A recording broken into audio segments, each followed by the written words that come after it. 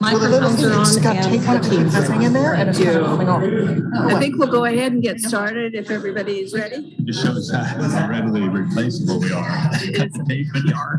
Yeah, I was thinking that yesterday. It's like, okay, next. Michelle, I don't know if the microphones are working. Oh, wait. Testing. I think we'll go ahead and get started, everyone. Good morning. Thank you, everyone who's in the room and those who are online. And we do have one commissioner who's joining us by Zoom. So during introductions, we'll make sure she introduces herself as well. I'd like to, just before we start, thank the agency, our agency leadership, and a few people who are or aren't here, but Davia Palmieri and Chandra and Sarah, who put together the workshop yesterday. It was very informative. It was an important conversation. Also, thanks to our guests from the other agencies who showed up and talked about water protection work. One of the things that Chandra said that I think was sort of summed it up is this is so not a single agency set of work. And that was pretty clear yesterday. The other thing that became as clear as we've heard it, I think, was that we need to make the best use of the tools that we have that are available. And as Commissioner Hatfield-Hyde has described, we also need additional tools for the situations that are facing our communities right now. A single agency set of work. And that was we should give a thanks to the sports group that had the sports show, and we got to go out there and meet some people and talk to people yesterday after the workshop. With that, I'm Mary Wall, Chair of the Fish and Wildlife Commission. I like to call the sorry, I'm jumping the gun a little bit. February 17th, 2023 Commissioner meeting to order. I live in Langlois on Oregon's South Coast, and I'll ask the other commissioners to introduce themselves. Yes, excuse me, I'm Jill Zarnowitz, Vice Chair, and I'm from the Yamhill area. Mark Laphart, my position is the at-large Eastern Oregon, and I live in Sisters. Bob Spellbrink, Siletz, Oregon. Becky Hatfield-Hyde, and I'm in Congressional District 2, and I spend time in Brothers and in the Klamath Basin. Dr. Leslie King, Congressional District 3, representing Portland and Hood River. Good morning. And Commissioner Khalil, could you introduce yourself as Eastern well? Oregon, and I live in. Yes. Hello, I'm Kathy and Khalil. I live in Portland, Oregon, but I'm joining today remotely from a work conference that I'm at. So I appreciate the technology that is allowing me to be able to do this and virtually be there with all of you. Glad you're here. Thank you. Dr. Melcher. Thank you, Chair Wall, and I am Kurt Melcher. I'm the Director of the Department of Fish and Wildlife, oversee the agency, and it's a pleasure to be here today. I live in Portland, Oregon, but I do also want to offer thanks to the ODFW staff as well as the other agency staff that joined us yesterday for the workshop. Chair Wall, you want me just to jump right into the Director's report? Let's have Michelle tell us anything about the platform. She'll introduce herself first. Good morning. I'm Michelle Tate with Oregon Department of Fish and Wildlife. I'm here today to help support the department and the commission to have this meeting held virtually and at a hybrid model. A couple of logistics that you might want to keep in mind. The restrooms are on the first floor. If you go down the steps and to the left, you'll see the sign directing you. And that, cross our fingers that we stay connected today. Yes, hopefully the technology, technological snafus are behind us. With that, Chair Wall, then we'll just jump right in. We should have a very manageable meeting, I think, for you all today, and hopefully get you out of here well in advance of Friday afternoon Portland traffic. That would be good. For the director's report, we'll have Shannon Hearn come up and give us our monthly expenditure report. And we do have a number of staff joining the meeting today under the director's report virtually as well, just to minimize travel. So Shannon, go ahead. Yeah, good morning. Director Melcher, Chair Wall, Co-Chair Zarnowicz, members of the committee, Shannon Hearn, Deputy Director for Administration, here with the financial expenditure report again. Very brief report because we'll do a follow-up on one segment of this here shortly, but we are closing December 31st, 2022 with $122.7 million as our total ending balance. 48.5 million of that is restricted cash, but we have 74.2 million that is unrestricted cash in that balance. We are 75% way through this biennium. We're still on track for expenditures.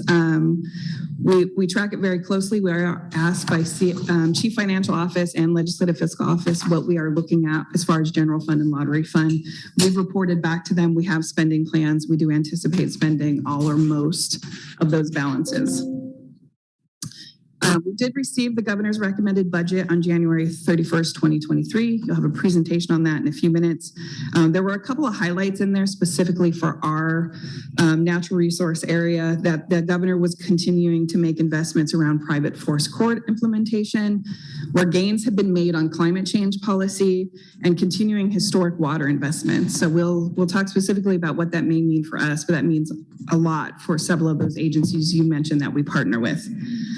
There are some reductions in our budget. We'll be sure to highlight those. I'm not going to do it here because we'll do it in very detail here in a minute. And then audit update. We'll meet as the internal audit committee in March. In January, we also received a list of agency expectations from this governor. One of those expectations was that the audit committees at agencies would start reporting their implementation of audits to the Department of Administrative Services. Our quarterly committee meetings will serve us well in preparing to make those implementation updates to Department of Administrative Services. So we're in a good place with that. Good. And that concludes our financial report. Shannon, a quick question. Thank you for the report. The agency expectations, is that something new that this administration is doing, or? Chair, while they are new, they're specific to this administration and what she would like to see from the agencies. We've had expectations from governors in the past, but this is very detailed. It hits on about 15 different areas, from directors' performance reviews, audit committees, checking in performance evaluations with employees, how often that is done and whether it's completed. It's quite a list there. IT plans, strategic plans. Really? Yeah. Okay. Thank you. Commissioners, other? Well, I might just add, and Director Melcher will know this, and I'm sure Shannon will, but I got into the Bend Bulletin published an editorial several weeks ago about the audit, the state audit, that listed ODFW as not completing their audit. And I'm going, what? So I called Kurt, and Kurt says, no, we completed it. So it ended up being administrative services got involved. The editor essentially apologized in the next editorial, but it did did some positive things about how the audit is, and maybe you could just explain it, but it's either fiscal or calendar, and it's going to get fixed so in a positive way. So even though it was a little bit of a glitch, it got fixed in a positive way for state agencies, I think. Is that your perception too?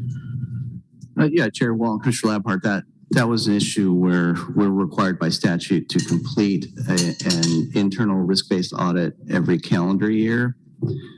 But the Department of Administrative Services was reporting the completion or the progress on that on a fiscal year basis. So as you might imagine, there's times where our risk-based audit was completed in a different, we were compliant with the statute, but not with regard to their report. So that's been reconciled. And I think as Mark noted, the Bend Bulletin did publish a second editorial saying, upon further review, actually ODFW did do their audit as required by statute. So it was fine. I think, and I would just point out on internal audit, we take internal audits very seriously. We reprioritized our own resources to create an internal auditor position so that we could comply with the statutory requirements. And when our internal auditor position has been vacant, we've used we've contracted for those required risk-based audits. But it's all good. We're very much in compliance. Thank you. Yeah. Okay, with that then, thanks Shannon. We do, I believe, is Brandy joining us remotely as well. So we do have an update for you. Shannon Hearn and Brandy Nichols will give you an overview of the governor's recommended budget, which we received, I believe, on about February 1st, maybe it was January 30th, somewhere in there. Just as a broad note, it's a good budget. I mean, it's a current service level budget plus some additional investments, and I won't get into all the details, but I'll let Shannon do that and Brandy, and then we'll answer any questions you might have. Thank you, Director Melcher. Yeah, leading into this, we had let the commission know that we would be here right after receiving the governor's recommended budget. Fortunately, we did have at least a couple weeks with it before we got to do this presentation. Not all agencies were as lucky as we were to have a little time with this budget before we need to start talking about it. So Brandy is remotely. I'll let her introduce herself. I'm going to operate the slides so Brandy knows, and then she'll turn it over to me about halfway through the presentation. So Brandy, are you ready to go? Yes, I am. Thank you. Good morning, Chair Wall, Vice Chair Zarnowitz, Commissioners, and Director Melcher. For the record, Brandy Nichols, Budget and Economics Program Manager. So this morning for our Governor's recommended budget update, I'll start with a highlight of the Governor's priorities for natural resource agencies' budgets in general. I'll spend a moment just reorienting ourselves to where we are in the state budget development timeline. I'll show a summary of what the governor's recommended budget looks like for ODFW. We'll touch on the modest proposed reductions to current service level. I have a slide to highlight some key investment areas that the governor's budget offers for ODFW.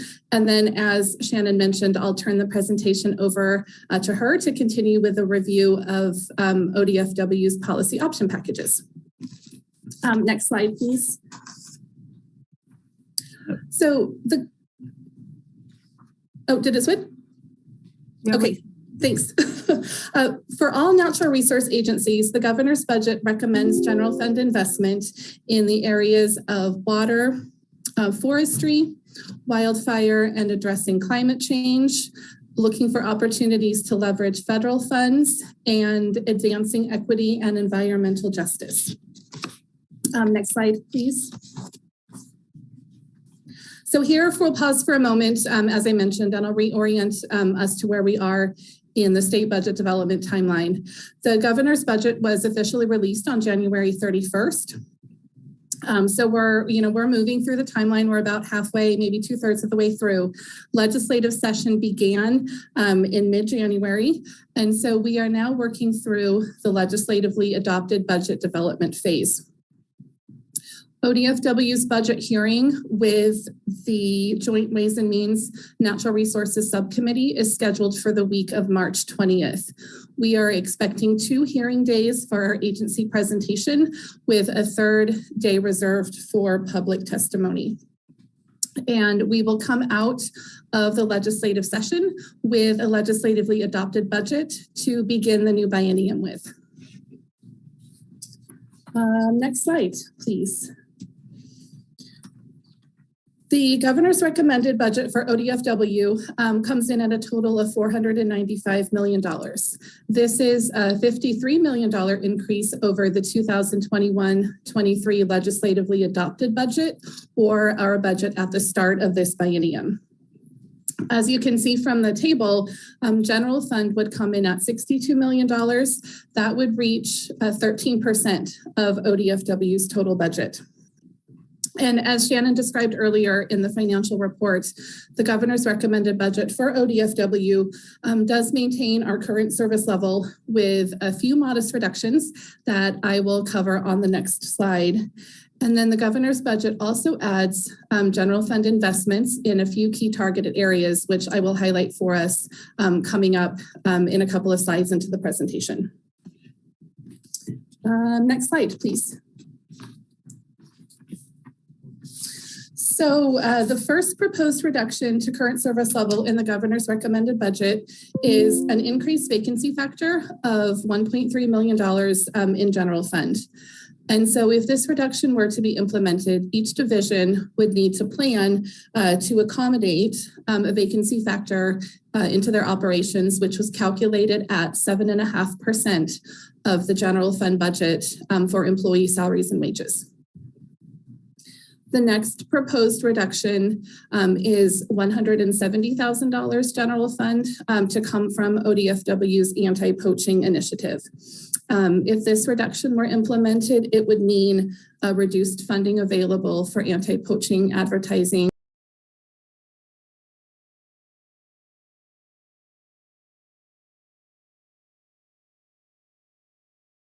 Just over $1 million. So you can see how this, how this proposed reduction really would be a modest reduction to that program. The next proposed item would be a $407,000 general fund reduction to ODFW's contribution into the Wildlife Services Predator Control Fund. This fund assists with controlling agricultural damage caused by predatory animals. Overall funding is provided by ODFW, Oregon Department of Agriculture, participating Oregon counties, and the U.S. Department of Agriculture.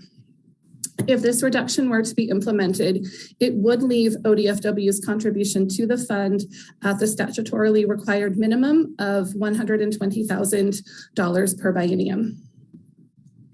And then the final proposed reduction in the governor's budget is abolishment of 4 identified long-term vacant positions.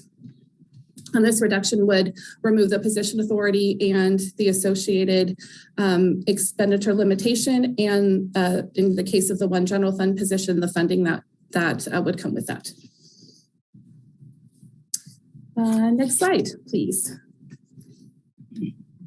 The governor's budget also accounts for an expected constitutionally required adjustment related to Measure 76 lottery funds.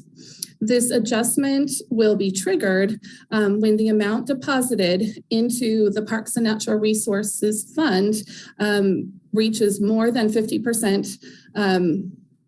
Sorry, I said that awkwardly. When it gets to more than 50% greater than the amount deposited into the fund back in the 2009-11 biennium.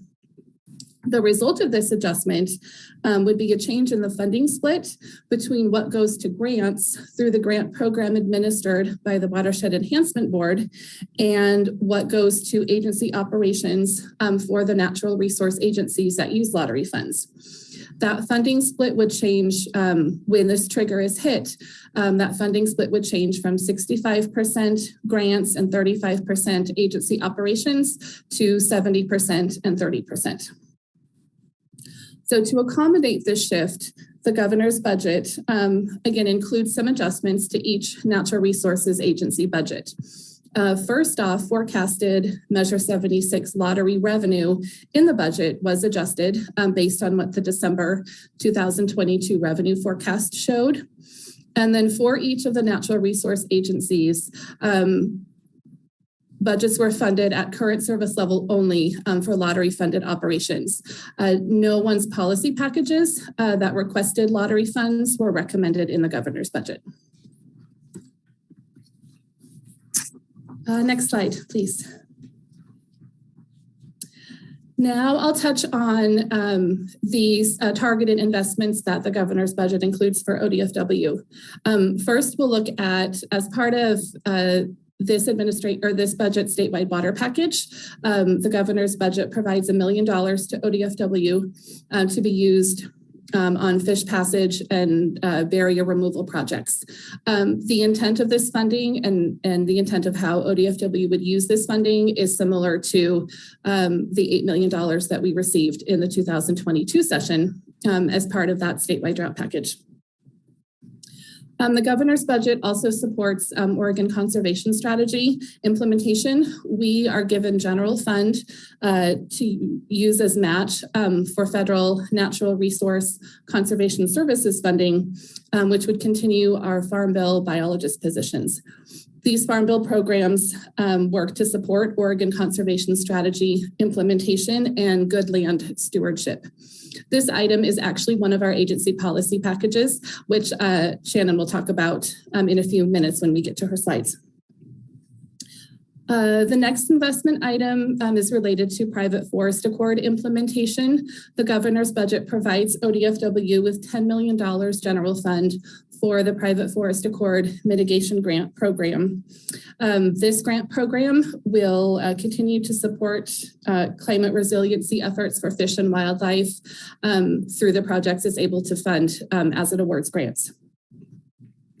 And the last item I'll touch on is related to deferred maintenance. The governor's budget includes continued bond funding for ODFW to address deferred maintenance. The governor's budget recognizes that ODFW manages quite a large and dispersed real property portfolio, and we have critical maintenance needs at all of those facilities. So the budget proposes continue that bond funding in order to help us address those needs.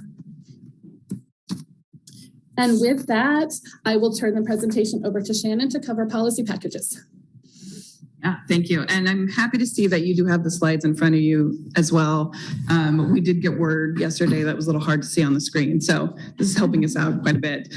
The first slide that you're looking at is that list of policy option packages. And just to remind you guys, we had 38 policy option packages that we submitted. There's 17 here that we are seeing in the governor's recommended budget. So proposed to go to the legislature to review and for inclusion in our budget potentially. Again, will reflect that in detail you heard about these in July, a lot of detail on them as well in May. So I'm not going to go through them in that level of detail. We do have division administrators here if you guys have questions that get into what the programs do. So I'll keep it at a very high level, I promise. You've heard it several times from me. We did have 3 packages that were submitted that were modified. Randy just touched on one, that's the private forest accord. Originally the ask was for 20 million for the biennium. We got 10 million for the biennium. We also got the limitation because remember there's a private forest tax that will come in during the 23-24 years that we're anticipating. So that was govern. What wasn't in that package that was modified out was a request for supplies and services for the positions that we were granted in 2022 that became part of our permanent budget. So that's an ongoing conversation with LFO about where that additional S&S would come from, because this will fix. We also asked for a limited duration position that would continue the GIS work, and we weren't provided that in the governor's recommended budget. Moving on to package 112, you also just heard this from Brandy, Oregon Conservation Recreation Fund. Originally, the ask was the position be made permanent to operate that program. Also that there was another general fund investment for that sub-account. What we were given in the governor's recommended budget is the position authority, permanent position there. But the funding from it will need to come from that sub-account according to the governor's recommended budget. So that's where that sits. It is a unique, it's one of two unique programs that we have where general fund is granted to us and it becomes other fund, and we actually get to retain it rather than reverting it back at the end of the biennium. So it gets a little tricky. There is money in that sub-account from those general funds that have rolled over for 2 biennium. We also have private forest accord money in there. We have drought package money, again, that will stay in that fund. We're working with Legislative Fiscal Office to determine of that funding package that exists, how we would continue to fund that position. Hopefully we'll see more detail on that in the legislatively approved budget, which of those funds is available to keep that position going. All right. Moving on to package 120. This was the other policy option package that we got that was modified. Am I losing you guys? Anyone? I feel it. Okay. Randy just mentioned these farm bill biologists. They were submitted as lottery fund, matched by federal fund. We got the general fund to match them because the lottery fund isn't available. So that's how it was modified. Additionally, in the Habitat Division under policy option package, we got approval for package 131 to progress. That's the Boardman to Hemingway project coordination. Idaho Power pays for that position and that consultation when it's needed. So we have that position authority when we need it. We did get federal funding limitation to move forward in the next phase of the Minam River acquisition project. It's a good thing. We also got position and funding authority for the mule deer coordinator. That's more federal funding matched with licensed dollars. Similarly, Coquille Valley Wildlife Area, we got the position limitation and the approval to expend the funding for that. If you remember, Wildlife Division had submitted a program realignment. We had existing positions. We wanted to use them in different ways. That package has moved forward in the governor's recommended budget. Those positions will be used in wildlife research, avian predation, and East Region mule deer research. Jumping over to Fish Division, policy option packages included in the governor's recommended budget include package 124, which is cell-mounted forecasting and habitat modeling. This again, federal funding through sport fish restoration is matched with some licensed dollars, or in this case, given directly to us.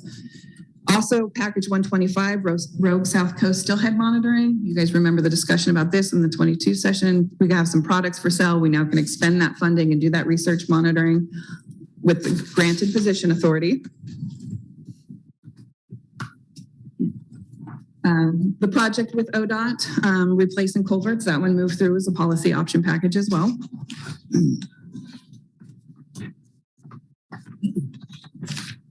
On the administrative side, we had a couple of packages move through. We've asked for a human resource analyst that we would fund, increasing diversity in our workforce.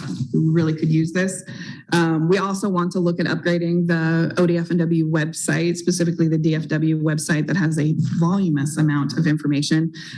So this gets us started expending some funding on how we go strategically about that. We also asked for a procurement and contract specialist. We are moving hundreds of grants through, receiving millions in federal funding. We are finding we are running out of resources in that area. We would like to keep it going. So we have position authority here to add one more into that program. And then if you remember, we have the anti-poaching fund. It funds a Assistant Attorney General at DOJ. This is just giving them that money directly in their budget versus pass-through funds for us. So it's funding neutral. Randy talked about this deferred maintenance. This is phase 3. We got the authority to have the bond sale and then also the funding for the interest. These are great things.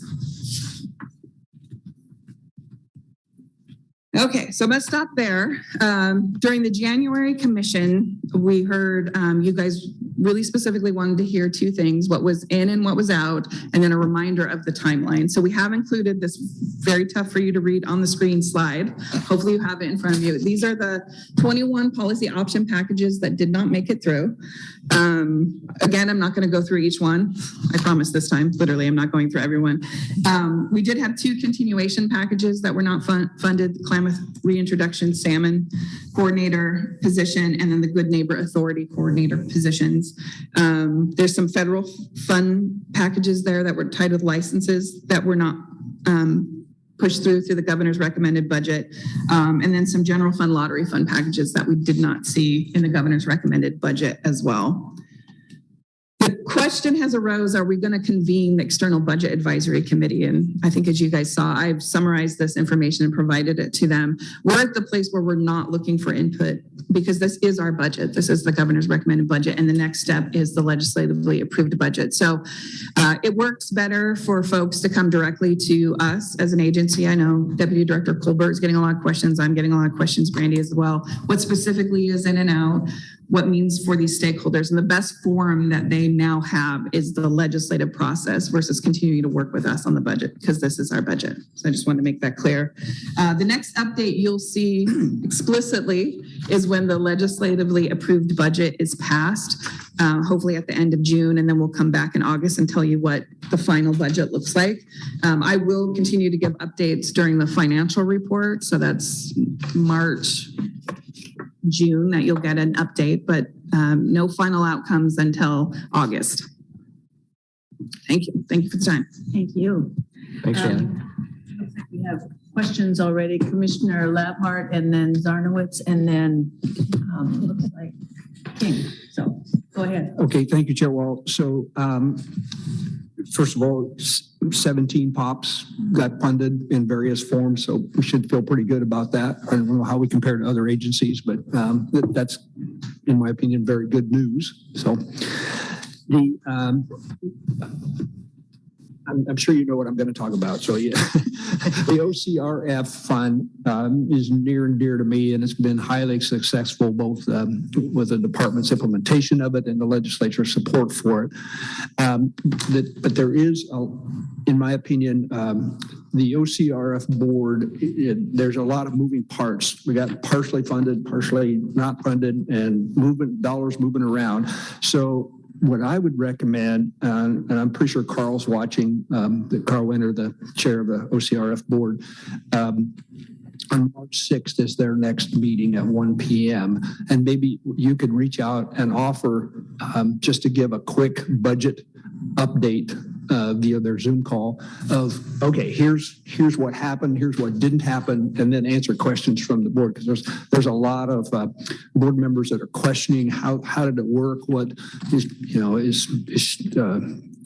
is staff funded or not staff funded, where's it coming from, and those kind of things. And I think rather than try to do it here, it would be helpful if maybe you could at least reach out to them and see if we can get 10 minutes on their agenda to talk about that. So so the other, the chronic wasting disease POP that did not get funded, I think people realize that are following this pretty close that it did move out of this Ag and Natural Resource Committee, unanimous recommendation to fund that chronic wasting disease POP. And it's going over 2 ways and means now, which I think is very positive, and I think there's going to be a lot of support for it. So I'm glad to see that one. I want to particularly reach out to, there was a number of groups that testified, but OHA, Oregon Hunters Association, was key in helping to get that across the finish line. So very supportive of that. But the only disappointment that I have, Shannon, and I know there's a lot of packages here that didn't get included, but we, the department staff, myself, and a number of different stakeholder groups that are important to our agency, put a lot of effort into the wildlife coexistence program. It's a huge benefit to the department because when a deer gets hit on the road or a fawn gets crippled or somebody's raccoon is in their backyard and causing problems, instead of coming to the department, which they start probably, but there's a lot of wildlife response centers located around the state that are funded by NGOs, but it provides a huge benefit to the department and keeps workload off of the department. And we put a lot of work into that, and I see Brian back there. We put a lot of work into getting that program over the finish line with a number of groups and got strong support. And I can't thank the department enough for putting that pot package together, and then it didn't get funded. So it's a real disappointment for me because I think that's a very beneficial program to the state of Oregon, to these wildlife response centers around the state and to the department and to the fish and wildlife and birds that get wounded and go to these places. So, I don't know where the governor's office is going to be on that, but I hope that we, in my personal opinion, move something like this forward, but we'll see what happens. But I just wanted to publicly say how disappointed I was that it didn't get funded. And so hopefully something will happen with that. That's it. Thank you. Thank you, Commissioner. I have a couple questions and then, about 3 questions. On the abolishment of 4 long-term vacant positions, is that basically 3 positions? And there's obviously nobody in them. Chair Wall. 4 positions, but. Commissioner Zarnowitz, some of them do have staff in them or open for recruitment. So among the 4, there's 2 that are in limited duration temporary assignments, but we knew that these were on the long-term vacancy list, so we filled them that way. We do get asked, just like with revisions from the Chief Financial Office, for our long-term vacancy report, and this is one way that they will balance budgets, is removing these positions and the funding. So I can give you more detail on the exact positions, but yes, that's their long-term vacant positions that the governor's office has balanced our budget with. Are they pretty much all in one division or? No, we have 1 in the Marine Reserves program. That's an NRS 3 position. And then we have 3 positions that are BSA to NRS 2 positions. So lower level seasonal type positions. And 2 of those are in East Region and 1 of them is in Fish. And then the lottery fund thing, I didn't quite understand, but if it gets 50% greater than 2019, do we get more money?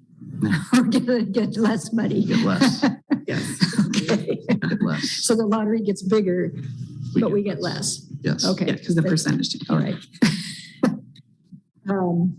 And then on these policy packages, are there any good neighbor positions left? So the Good Neighbor Authority program that we have is 1 LD that we've had for 2 biennium now. That position is filled. And so we're asking to make that permanent. And then we asked for 2 limited duration regional positions. And so with not having anything in the governor's budget for Good Neighbor Authority at this time, no, that there is nothing for that program. Okay, because we're depending on some activities program. Yes, I think you can see on the pop how much federal funding is needed there. Yeah. And we're still discussing with U.S. Forest Service and BLM what they would be willing to fund. And then we would have to match some of that, but that is not in the governor's recommended budget, either in limitation or having those positions. Yeah, They'd have to be an addition. And there's a significant number of POPs that are general fund. And are any of them currently filled positions? On this cut does not include packages. Yes. The Klamath Reintroduction Salmon Coordinator is a filled position, and that one is not in the governor's recommended budget. I believe that's it on the list. So all these others that say general fund, lottery fund packages are I thought this whole box was packages that were not included. Yes. So there's Chair, like, Chair Wall, but those are, I think the distinction is those are new packages, and new packages just by definition don't have any okay. staff in them. Right. The one that Shannon did reference, or the two that we've been talking about, is the Good Neighbor Authority position that's not in the package. That was a continuation policy option package, as was the Klamath Restoration position, and again, a continuation package. So those do have staff in them, and they're currently not in the governor's budget. Yeah, okay. Well, I'm looking at 102. So that was the Habitat Division Policy and Operations. That was something that was planned from the previous budget to be asked for in this budget, and that's not going to be there for Habitat Division. Yep. Along with other things here. Okay, thank you. Thank you. Let's go to, I think Commissioner King was next. Okay, can you explain to me, there's the POP 130, Fish Passage, Restoration Culvert, but then there's a statewide water package for Fish Passage? So were they not the same? Can you give me the POP number? Sorry. I got the first one, but the second one. No, the second one isn't. It says statewide water package, 1 million for Fish Passage project. Oh, yes. Thank you for clarifying, Chair Wall, Commissioner King. So moving forward, which is to work with ODOT on replacing culverts, and our staff within the Fish Passage and Screening Program would be there to assist them. The governor has provided 1 million proposed in her budget to do Fish Passage and Screening projects. Okay. Yeah. Good question. Thank you. And then the HR position that did get included, but the DEI position didn't. Is there an overlap there? Because like if you look at like these priorities for equity and inclusion and all of these things, and then you didn't fund, well, not you personally, then you didn't fund the DEI position. Specialist in that POP, so neither were funded. So we have position authority for neither. In our human resources department, we have coordinator. I don't want to use the term coordinator. She is a human resource analyst that's also assigned those duties. Okay. So this does add capacity in the human resources section and assists with her. And she assists me with the diversity and inclusion committee. She helps write our affirmative action report that's due to the governor, things like that. It does help, but it's not targeted coordination. Okay. So there's a disconnect essentially. They said that they want, one of the priorities was equity, but then didn't fund the position. Yeah, okay. You're referencing our starting slide that we pulled directly from the governor's recommended budget about what her priorities are.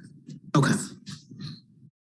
And of course, near and dear to my heart, of course, is the DFW website. I think that was the first thing I said to you beyond hello. So can you, and I see our tech guy smiling in the back. Can you explain what exactly that is, what that's going to do for us, how that's going to help our aging DFW website? Yes. Chair Wall, Commissioner King, we have 3 websites and then an internal website. Right. The one that most folks are familiar with is that DFW website. And so what this POP does is bring on essentially business analyst and a specialist in websites to look at what is 200,000 plus web pages in that website and kind of orient us around what is our first step in really making that a more functional site. And, you know, when we modify that site, we instantly hear it. So we know our customers are going to that site, which is different than myodfw.com, which is much more streamlined. And so it really is these technical resources we need beyond our biologist abilities to look at how these websites function. So it's the first phase in really planning out what needs to change here. How can we more effectively reach our customers? How do we modify the site without abandoning the information they want? So it's 2 positions, 1 limited duration, 1 for a biennium that have that special expertise in designing websites. And hopefully that will do the entire job. But then we hope we have, at the end of this, have a quote new website. Is that the goal? I don't know how long these things take. I really don't understand. Chair Wall, Commissioner King, it is the goal. Okay. The next phases require additional funding needs. So hopefully as we phase this in through the biennium, we'll continue to get resources at directing it. The analysis will tell us what's working and what's not working. So there's some immediate work, and you just referenced Bob Swingle. We have 1.5 FTE that work on websites as well as other things. So it adds resources to that. And there's some immediate actions we could take, but the plan is you give it a thorough review and you get some actual resources to spend hours on revamping that website, which we don't have the resources to do quite yet. Okay. And then my final question, at least for now, is because I'm thinking about this because the Wolf Plan review is coming up and we have decreased funding for wildlife services. So is that somewhere in somebody else's budget? I think it seems like we're having more and more need for wildlife services, yet that funding was cut. Chair Wall, Commissioner King, this is a conversation we have just about every biennium. The Predator Control Fund usually gets a lot of discussion down at the legislative process. In addition, we are not the only other agency. ODA usually gets about the exact amount because we're both working with wildlife services in this area. We have 2 contracts with wildlife services, one for predator control and then one for predatory animal control, which you guys have heard the definition of, and I won't beat that horse. But this does require a real look at who's doing this work. And I know that there is a bill, Brian Wolfer's involved, obviously Deputy Director Colbert, that's having this discussion down at the legislature of what is adequately funding and who's doing this work. Yeah. Thank you. Thank you. Commissioner Hatfield-Hyde. Thank you. Some of this will be a repeat. First, I just want to do a shout out of thanks for all of the ODFW budget that has stayed intact and is moving forward. And also just sort of a shout out to the agency in general for how well we manage our funds in this agency. So that's a thought. Concerns I have is, of course, with the reintroduction issues around Klamath and just a better understanding of what that means currently. So can you go over that a little bit? Chair Wall, Commissioner Hatfield-Hyde. So this is the 3rd biennium of having that position. It's oriented around the planning for anadromous fish to come back to the Klamath Basin, still assuming those dams will be removed and the environment will change. We've done a lot of work with partners out there. It's a good in place, but the next step has always been ahead of that dam removal to do research and monitoring so that you can show the effects of the dam removal and how recovery is going. And so you'll see in the package, the Klamath Reintroduction Coordinator is not funded. Also the research and monitoring aspect of that is not there. We do need to have a conversation with our policy advisors and our governor's office around the expectations for the agency of continuing this effort and supporting it without those positions. Okay. So obviously that's a concern for me because it's the other area that I'd like you to touch on, and I'm not sure how exactly this intersects with us, but it appears like, is it $10 million has been pulled out from the private forest accord funding? And can you explain what that $10 million is? And yeah, Chair Wall, Commissioner Hatfield-Hyde. How far do you want to go? So Private Forest Accord Act was passed. There was an implementation package that came out in 2022. There was an agreement of parties that there would be a general fund provided to different agencies, us being an entity that would get 10 million a year while we were waiting for the private tax money in order to implement a mitigation sub-account through Oregon Conservation and Recreation Fund and keep the good work on climate resiliency and forest management and projects going. It's not uncommon when you get to the legislative process that agreements that were made outside maybe aren't exactly mirrored in legislation and the bills. So what we've provided is what is in the governor's recommended budget. I know again that there are conversations going on from the authors and the drafters, the Private Forest Accord team that want to say, so what's the expectation here if we're only funding it at 10 million a biennium instead of 20 million a biennium? Having conversations with Legislative Fiscal Office, there seems to be some confusion around how long general fund was supposed to be added and when. And that again is not a surprise. Like I said, it just came out in 2022. So working on these details and expectations, I think we're cleaning it up this biennium and it'll be even more clear next biennium, hopefully. Yeah, I would just say that, you know, when you have major collaborative efforts like that in our state that really try to bring very sort of divisive parties together to create an agreement like that, it reminds me sort of I know you guys get tired of this. It sort of reminds me of the Klamath Basin Restoration Agreement that did not make it through the United States Congress after people had spent a good share of their life working on that. So I just want to flag the importance of how our anything we can do that brings our divided state together that actually puts really good work on the ground in natural resources is pretty near and dear, I think, and is who we want to be as Oregonians, I think. So I'll just make that knowing that I have no pull here, right? And that we need to respect where we are with this budget. The other piece that has concern to me, and I think Commissioner Labhart and I were lucky enough to hear more about this when we had the good fortune of going down to WAFWA, was I'm concerned about the good neighbor positions and also the way we can leverage federal dollars right now because of the IIJA. So those good neighbor positions we saw being important, maybe even with our Beaver work group and all of the potential good things that we might do. So give me a rundown on that. We're just Chair Wall, Commissioner Hatfield-Hyde, I apologize. I feel like I'm on repeat here. I know. A little bit of a conversation to have if there's an expectation for this work with no funding and position authority with it.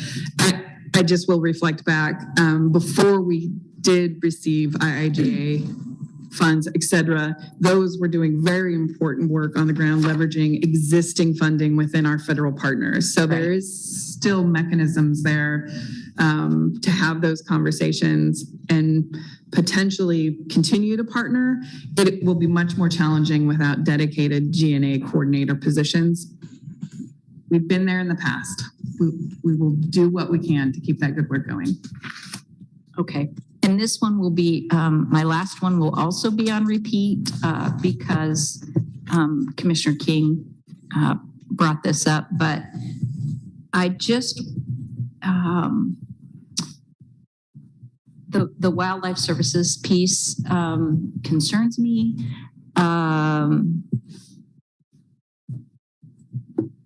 I think that there's been a history with wildlife services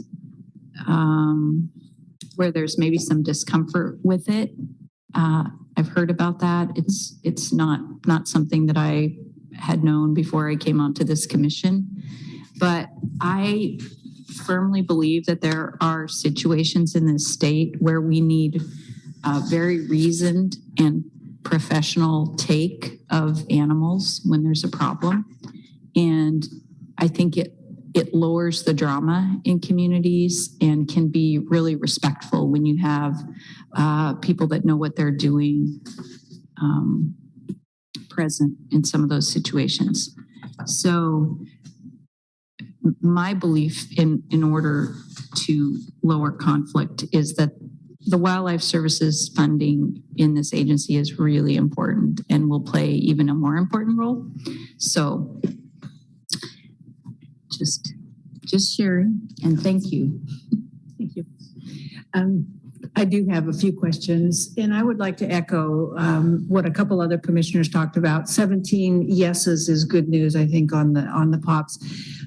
I'll get to a couple questions on the ones that we didn't get. The other thing is the way this agency is managed fiscally makes, of course, our jobs easier, but it also, and it reflects well on the agency, it also, though, gets important work done that we don't have to spend enormous amounts of time on to have this kind of a fiscal management and this kind of ending balance and that sort of thing really does help us get some work done, which is great. The questions that I have, a few general ones on the procurement, the person to do procurement grants, which I think is a great, or the contracts and grants. Is that spread across all three divisions? Because we have that kind of, okay, thanks. The other two general ones, one is, did we get any kind of narrative or, and you don't have to explain what it is, but I'm curious if the governor's office gave the agencies some overview or narrative of the policy reasons for some of these cuts, or is it just these are on and these are off? Because that would be useful information if we're getting it. Yeah, Chair Wald.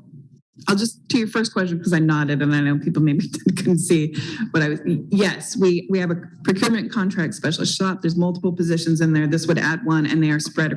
We don't have specialized ones for each division. Sometimes we do with GIS specialists and stuff. So I just want to clarify that.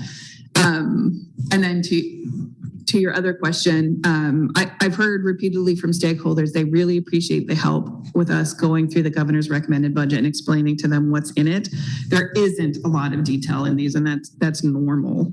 I think especially in this setting, with the transition team having to work in between the middle of a budget going to CFO and back to the agencies, there was an additional lack of clarity. And so we haven't gotten a significant amount of policy direction within the governor's recommended budget. We've tried to highlight, I did it in my financial report in this, where she said, a couple things I'll share with you that we did here, water investments and forest and climate resiliency. Those were two areas she mentioned specifically with her transition team, that they didn't make significant investments in the governor's recommended budget because they anticipate legislative conversations will add more in these areas to agencies. So she did acknowledge these were modest investments, even though those are priorities.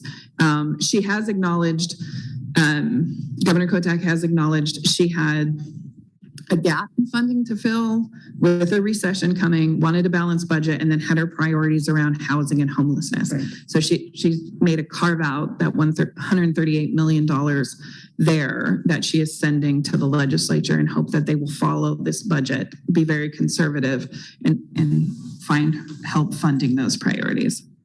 Yeah. Thank you. That's actually real helpful to have. The last general question is, we're at, I think you said 13% general fund. Is that across most natural resources? Because that's definitely an improvement over a few years ago. Sure, well, that's a good question. It is an improvement for us. It's an increase.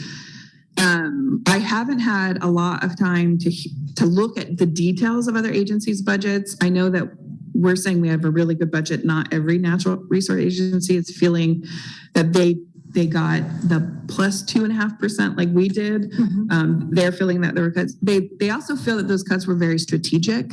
So good budgets coming out, but they have a lot more general fund in their budgets. I mean, we have some natural resource agencies almost entirely funded by general fund. So it's a very different scenario.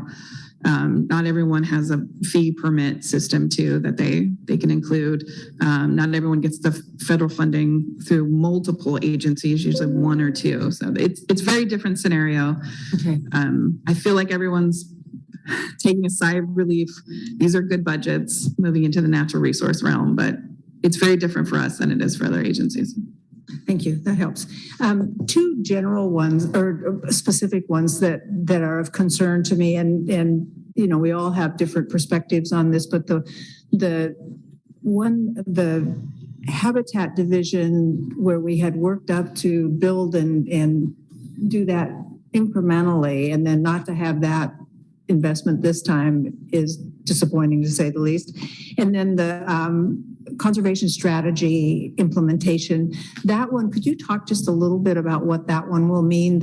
It was POP 103, I think. Mm-hmm. And it was the conservation strategy implementation. It was also like the habitat division, that's 4 FTE, so that those two together are 8. So yeah, that seems like a big deal. Chair Wall, thank you. And if you're not finding it immediately, the Oregon Conservation Strategy Implementation POP would have added 1 OCS herpetologist and then 2 permanent wildlife conservation biologists. And this is again getting at, you know, a decade ago, we developed the Oregon Conservation Strategy. It was meant to protect sensitive habitat and species. It also indicated that we were to find funding sources for implementing this, non-traditional funding sources. We are still struggling with that. So we continue with these general fund requests, and our partners really support that.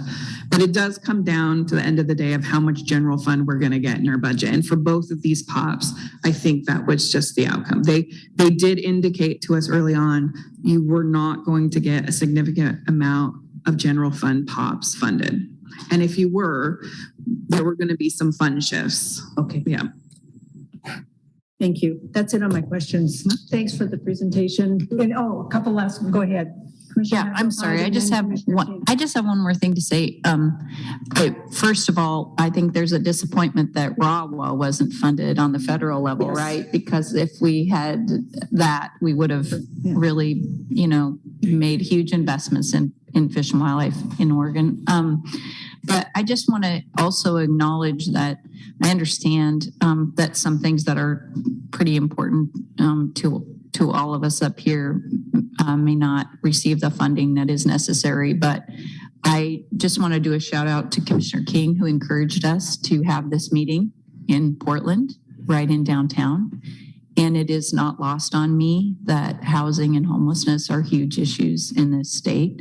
And I want to throw that out there first. I'm thankful that this commission is right down here in the thick and realizes across the state that those are big issues. So you know, we want it all, right? We want to take care of housing and homelessness and all the fish and wildlife in Oregon. And we want to do more with diversity and equity. And anyway, I just wanted to make that statement. Thank you. Commissioner King. Yes, thank you, Chair Wall. And I agree with my colleague. You know, we realize, you know, time, money, these are finite resources. You know, we don't get everything we want, but, you know, that doesn't mean we don't get nothing. So, you know, we do have, you know, some fantastic wins in there. And it brings me to my segue to my next question is, I think it's Andrea is still working hard to try and figure out what the heck the Inflation Reduction Act actually is and how we can get money from that, because, you know, while we didn't get RAWA, we had a lot of wild success with IIJA. I've mentioned more than once, you know, that $60 billion environmental justice thing, since we still don't even know what it is, that's included within the IRA is potentially something that is quite huge that we could use in a lot of these non-funded POPs. I mean, climate would fall under there. Equity inclusion, I mean, you know, 3 or 4 of them you could just scoop up if you just got federal money for it. So I'm just wondering, where are we with that? Is it still murky or is it getting clearer? Or? Yeah, Chair Wall, Commissioner King. The only thing I'll say about that is I was reflecting on that this week about how little information, in addition to, but I was also thinking about IIJA and how, I mean, we've had that one now for almost a year. I feel, and we are just now figuring out what's in there and opportunities and seeing opportunities announced more frequently with more clarity and how we can pursue them. So I think IRA is going to go the exact same way. We'll know more here. I think I was continually saying, well, we just need to wait. We need to wait for the federal agencies who are receiving that money to tell us how. And even with me knowing that, it's taken much longer with those two other acts for us to get that clarity. So I think it's coming. I don't have a good update. Andrea and the team might, but yeah, I haven't heard anything. But my reflection is it's taking longer than even I anticipated. And then this was actually, we took them out of our POP so that it was never even a part of the discussion. But can you explain, just for the record, I know you and I have talked, where did the chargers go? It's almost like, where's Waldo? So where, like we talked about like some of our energy infrastructure and some of our granting of our own operations that we wanted to do. And we sort of gave that to the feds and come through ODOT and through DAS. And can you explain some of that, please? Chair Wall, Commissioner King, early on, we did have a proposed electric vehicle charging station for our office. We have submitted that in previous biennium. It did seem like maybe the perfect storm of either federal funding was going to come, ODOT was working on a project and receiving federal funding, and then DAS is working on it in an internal project. So we said, well, maybe we don't need a POP for this. We need to find one of these other programs that are funding it, determine our pathway in. I will tell you, unfortunately, most of those pathways haven't resulted in an easy way for us to get these vehicle charging stations. Ken Loffink in Administrative Division, we're still pursuing that. I mean, again, like you said, there's unlimited resources and interest in this. We've got to think there's going to be a pathway here found soon. I'm kind of appreciative that we pulled that POP because I don't think it would have been funded unless we could assure them 100% that we had that funding source, and it was so up in the air now. But we are still pursuing that. We've narrowed it down to really like, at this point, let's just see if we can get them in headquarters and then expand from there. But yeah, we're still working that issue. It won't come through either the legislatively approved budget or ODOT or DAS. You know what it is. Yep. We'll just stop on that one then. Like you just got to just kind of contemplate that. Okay, so we kind of know, we know where it's not coming from, but at this stage we don't know what it is. We're kind of conjuring at this stage. Is what it's sounding like, and we don't have another chance essentially to like ask again, if you will, until the next biennium. So like we've got 2 years to scramble around and see what we come up with. And then the next biennium, we try again. Is that correct? Yeah, Chair Wall, Commissioner King, there are ways to go to the legislature for funding opportunities that exist outside them. But within this biennium and this process, you would have to, at this point, find a bill or an interest from a legislator that's getting divvied out for agencies and then raise your hand and say, we'd like to be one. And I haven't seen that yet in this. We are only on February 16th, and we have to go till June. If that pathway opens up, I'll pursue it, but at this point, I don't think so. Thank you. Thank you, Shannon. Yeah, and just real quick, so Brandy Nichols has done a lot of work on this budget, so I just want to recognize her. She is in Salem because she is attending a hearing for us at 9:30. So I just want to show appreciation for her time today. And from us too. Thank you for that. Yeah. All right. Thanks, Shannon. Chair Wall, next we've got our standing Adapting to Climate and Ocean Change report. And on the Zoom, we should have Emily Van Wyk and Brandon Rices to talk to you about migratory bird conservation under a changing climate. Looks like Brian might give us a quick introduction. Oh, and Brian is coming up as well. Yes, Chair Wall, Vice Chair Zarnowitz, members of the Commission, Director Melcher. For the record, I'm Brian Wolfer. I'm the Acting Wildlife Division Administrator. And as Director Melcher mentioned, for the report today on climate and ocean change report, we're going to hear about migratory bird conservation under a changing climate. And so we've got Emily Van Wyk and Brandon Reichers joining us. Emily's our acting conservation strategy coordinator, and Brandon is our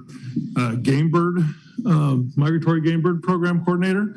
They're both going to be speaking to you virtually today because this is the Pacific Flyway Council meeting week, and they've both got roles on that, different technical committees that you're going to hear a little bit about. And so with that brief introduction, I'm going to turn it over to Brandon so we can get started. All right, thanks, Brian. Want to make sure everybody's hearing me. So good. All right. So good morning, Chair Wall, Vice Chair Zarnowitz, Director Melcher, members of the commission.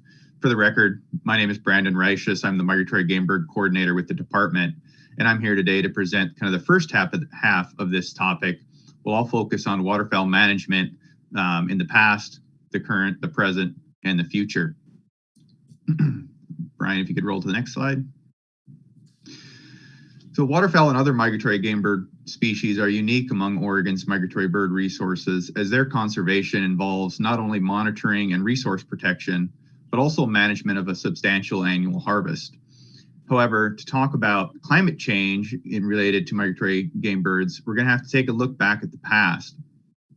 Waterfowl management has undergone many dramatic shifts over the past 150 years, and those shifts will undoubtedly continue, especially as habitat continues to change, either directly through our actions or indirectly through climate change. Next slide. So modern waterfowl management began about 75 years ago with the advent of the flyway system of management. Though there were many earlier milestones which still play a significant role today, such as the Migratory Bird Treaty Act, the Duck Stamp Act, the Pittman-Robertson Act, and the advent of bird banding.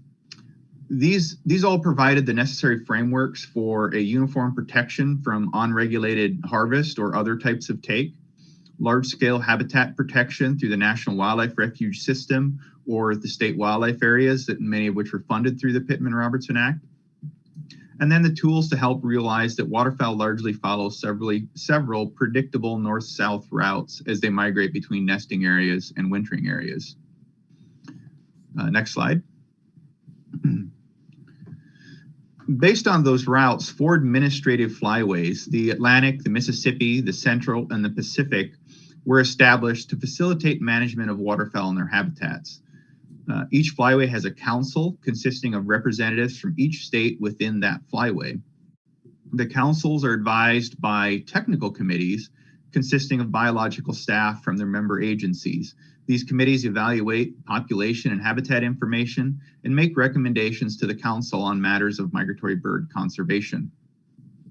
There are 2 technical committees. One is focused on hunted species and the other is focused on non-hunted species.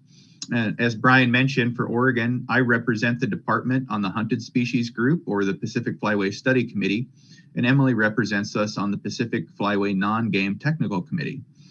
And then finally, Wildlife Division Administrator Bernadette Graham-Hudson is the department's representative on the Pacific Flyway Council. Next slide. To develop annual harvest regulations, the technical committees evaluate monitoring information, including but not limited to population size and trend, prior harvest and harvest rate, annual survival, and then productivity or recruitment. Initially, harvest was treated as one of the main, and if not the main, driver of waterfowl populations, and regulations varied considerably, sometimes from year to year. Disagreements on the appropriate regulatory package between the states and themselves, or between the states and the Fish and Wildlife Service, were common. To address this, the Fish and Wildlife Service and the Flyways implemented the concept of adaptive harvest management in the 1990s. AHM was developed as a systematic process for dealing objectively with the uncertainties surrounding harvest management. To set it up, models are used to derive a regulatory strategy, which specifies the appropriate regulatory alternative for each possible combination of breeding size, environmental conditions, and model weights. So we end up making a decision based on the model, and that's the framework that's offered to the states for hunting seasons in any year. We monitor the population's response, how many were harvested, what was the harvest rate, survival, and then the subsequent population size in subsequent years. And then we update the model and we start the process all over again. So by iteratively updating model weights and optimizing regulatory choices, the process should eventually identify which model is the most appropriate to describe the dynamics of the waterfowl population. This process is optimal in the sense that it provides the regulatory choice each year necessary to maximize management performance, and it's adaptive in the sense that the harvest strategy evolves to account for new knowledge generated by a comparison of the predicted and the observed population sizes. Using this process to manage waterfowl harvest will help us respond to changing environmental conditions through annual decision making based on the observed conditions as well as future predictions of population size. For example, if the reproductive rate for mallards declines due to future wetland loss caused by climate change, this process will take that into account and adjust the allowable harvest as necessary. So the models do not directly measure annual changes in habitat, but they do measure how the birds are responding to those habitat conditions, which are driven by climate change or other factors. Next slide, please. Along with the adoption of the adaptive harvest management is the implicit recognition that the main driver of waterfowl populations, especially ducks, are habitat conditions. And those are largely influenced by short and long-term weather patterns, but are also influenced through actions affecting land use. Although recognition of the link between waterfowl populations, harvest, and habitat has long been realized, wetland habitat conservation really accelerated in the 1980s with the North American Waterfowl Management Plan, or NAWAMP. Well, what is NAWAMP? I think this quote from the plan's webpage sums it up very nicely. So for 36 years, the North American Waterfowl Management Plan has stood as a paragon of waterfowl conservation and has become a success for wildlife conservation practitioners and enthusiasts worldwide. Through innovative partnerships combining science, boots on the ground conservation delivery, and public policy and engagement, the plan has demonstrated to the world how continental scale conservation can be achieved. Critical to the success of the plan is a legacy of successful international collaboration underpinned by dedicated service from federal, state, provincial, and non-governmental organizations in Canada, the United States, and Mexico, working towards common goals and objectives. This plan is focused on waterfowl, their habitats, and the people who value them. Next slide, please. To help implement NAWAMP, the plan called for the creation of the Migratory Bird Joint Ventures, which are cooperative regional partnerships that work to conserve habitat for birds, that work to conserve habitats that benefit birds, other wildlife, and people. Initially very focused on waterfowl, these joint ventures have expanded their scope to include all migratory birds as they've evolved. Here in Oregon, we're covered by the Pacific Birds Habitat Joint Venture west of the Cascades, and the Intermountain West Joint Venture to the east. Funding for this diverse wetland conservation work comes from various sources, but one of the most important is the North American Wetlands Conservation Act, or NAWCA. NAWCA was passed in 1989, and since then, over $2 billion in grants have gone to over 3,200 projects in the United States, Canada, and Mexico, and over 6,700 partners have contributed $4.1 billion in matching funds, affecting over 31 million acres of wetlands and associated upland habitat. So next slide. So waterfowl management has come a long way over the past century. You'll see this figure again, but this is from the 2022 State of the Birds report, and it shows the change in population trends for various guilds of birds relative to a baseline of 1970. While we have many conservation challenges facing birds on the continent, over the past 50 years, most ducks, geese, and swans have seen increasing population trends, with goose and swan populations experiencing unprecedented growth. As we move into an uncertain future, managers are confident that we have the tools in place to continue to be successful in providing an abundant resource for our enjoyment, as well as abundant habitat for that resource to perpetuate itself. Next slide.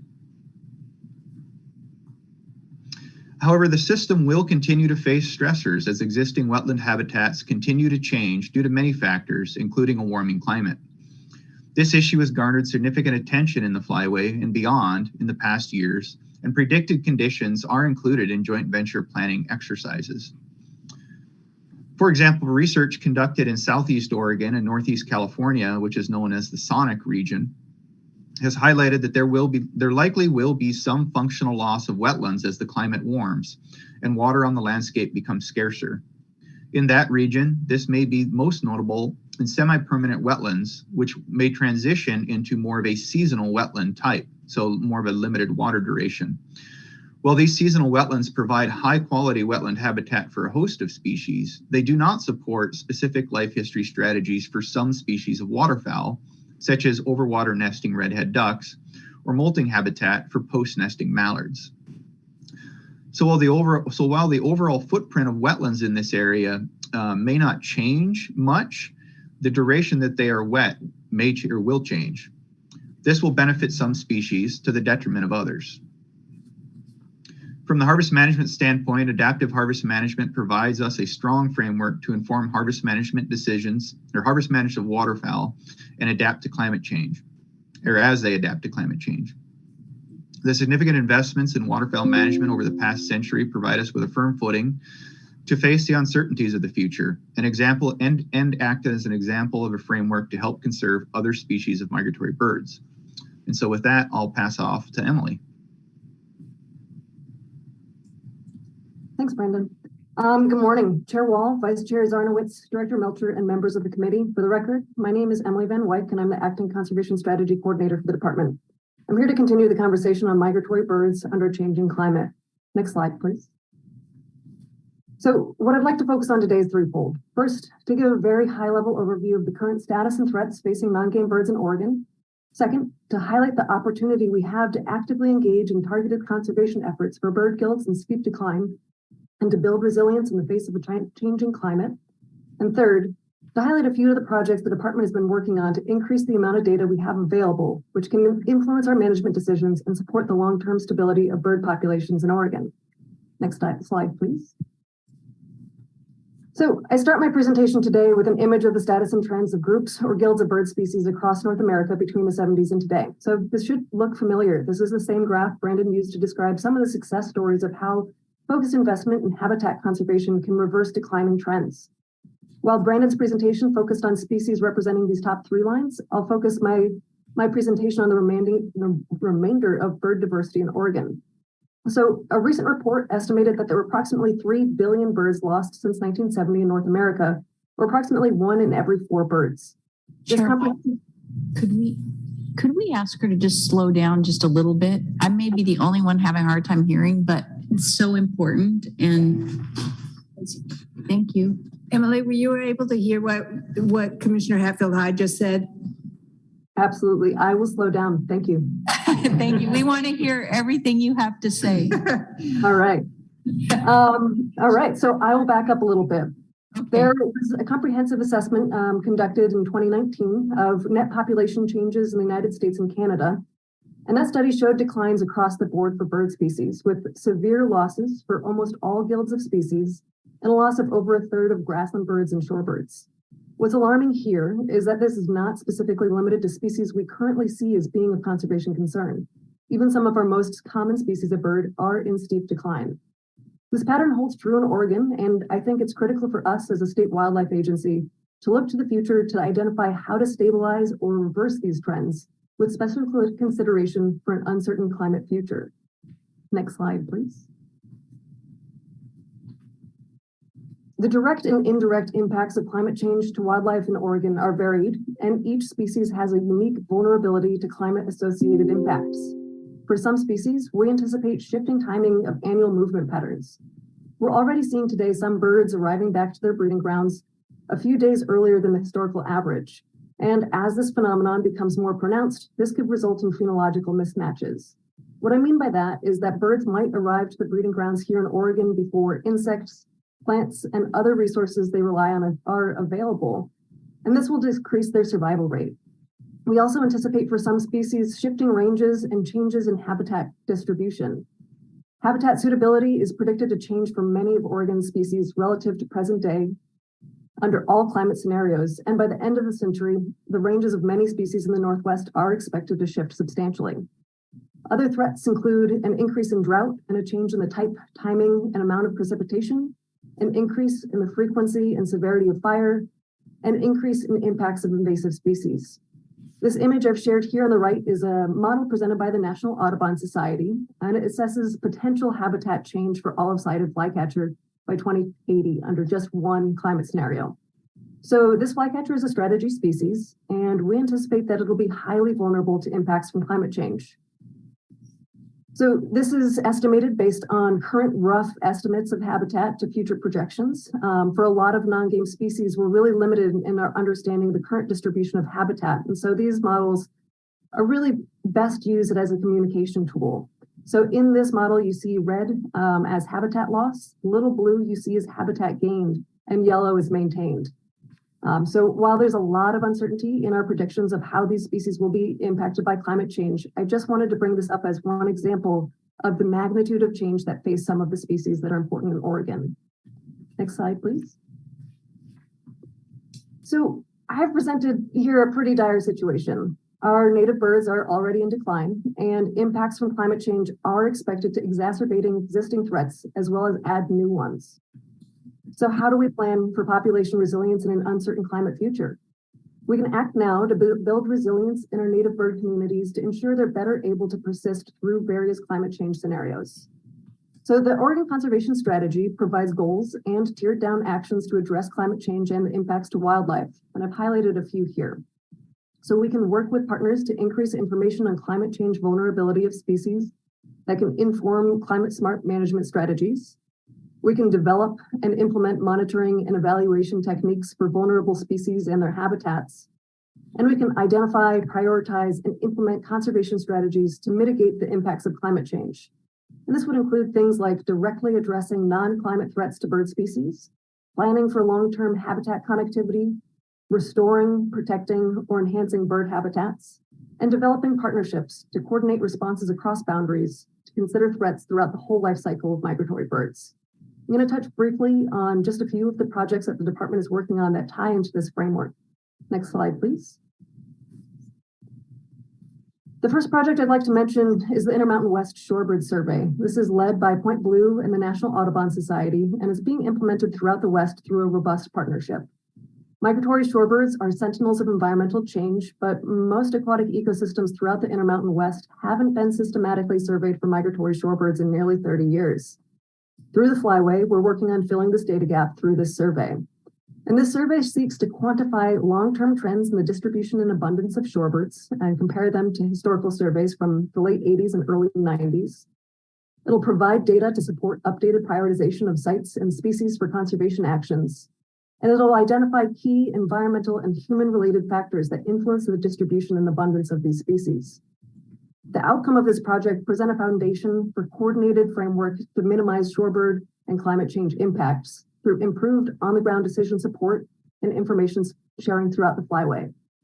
So as we face a changing climate with less and less water, we know that we can't make more water, but we certainly can use that water more efficiently when we have the information to work together to prioritize conservation of important water bodies for wildlife. Next slide, please.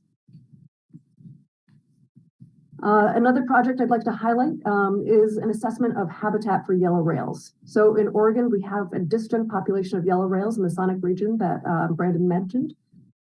Yellow rails have highly specialized habitat needs within shallow wetland systems. Approximately 85 or 95% of the extent of perennial short emergent wetland habitat that they rely on was lost by the 1980s. And currently there's really limited information available describing the extent of their habitat. With increased drought and the associated degradation of watershed water budgets, there's a need for more information to inform water management if this population is to survive. Through a partnership with OSU funded through Pittman-Robertson, ODFW is working on mapping and inventorying yellow rail habitat to better describe how changing hydrology impacts yellow rails and other species reliant on this habitat type. Data gathered through this process will help us and partners in ensuring that habitat needs for these species are incorporated into management decisions and will help to address current threats to the species, leading to more resilience in the face of climate change. Next slide, please. So when we think about the conservation of migratory birds, it's critical to think of their whole life cycle. Some birds that breed in Oregon might spend only 3 to 4 months a year within our state boundaries, and they're impacted by threats on their wintering range and throughout their migratory pathways. So where do Oregon birds go? This map here shows model stewardship connections for Oregon breeding birds.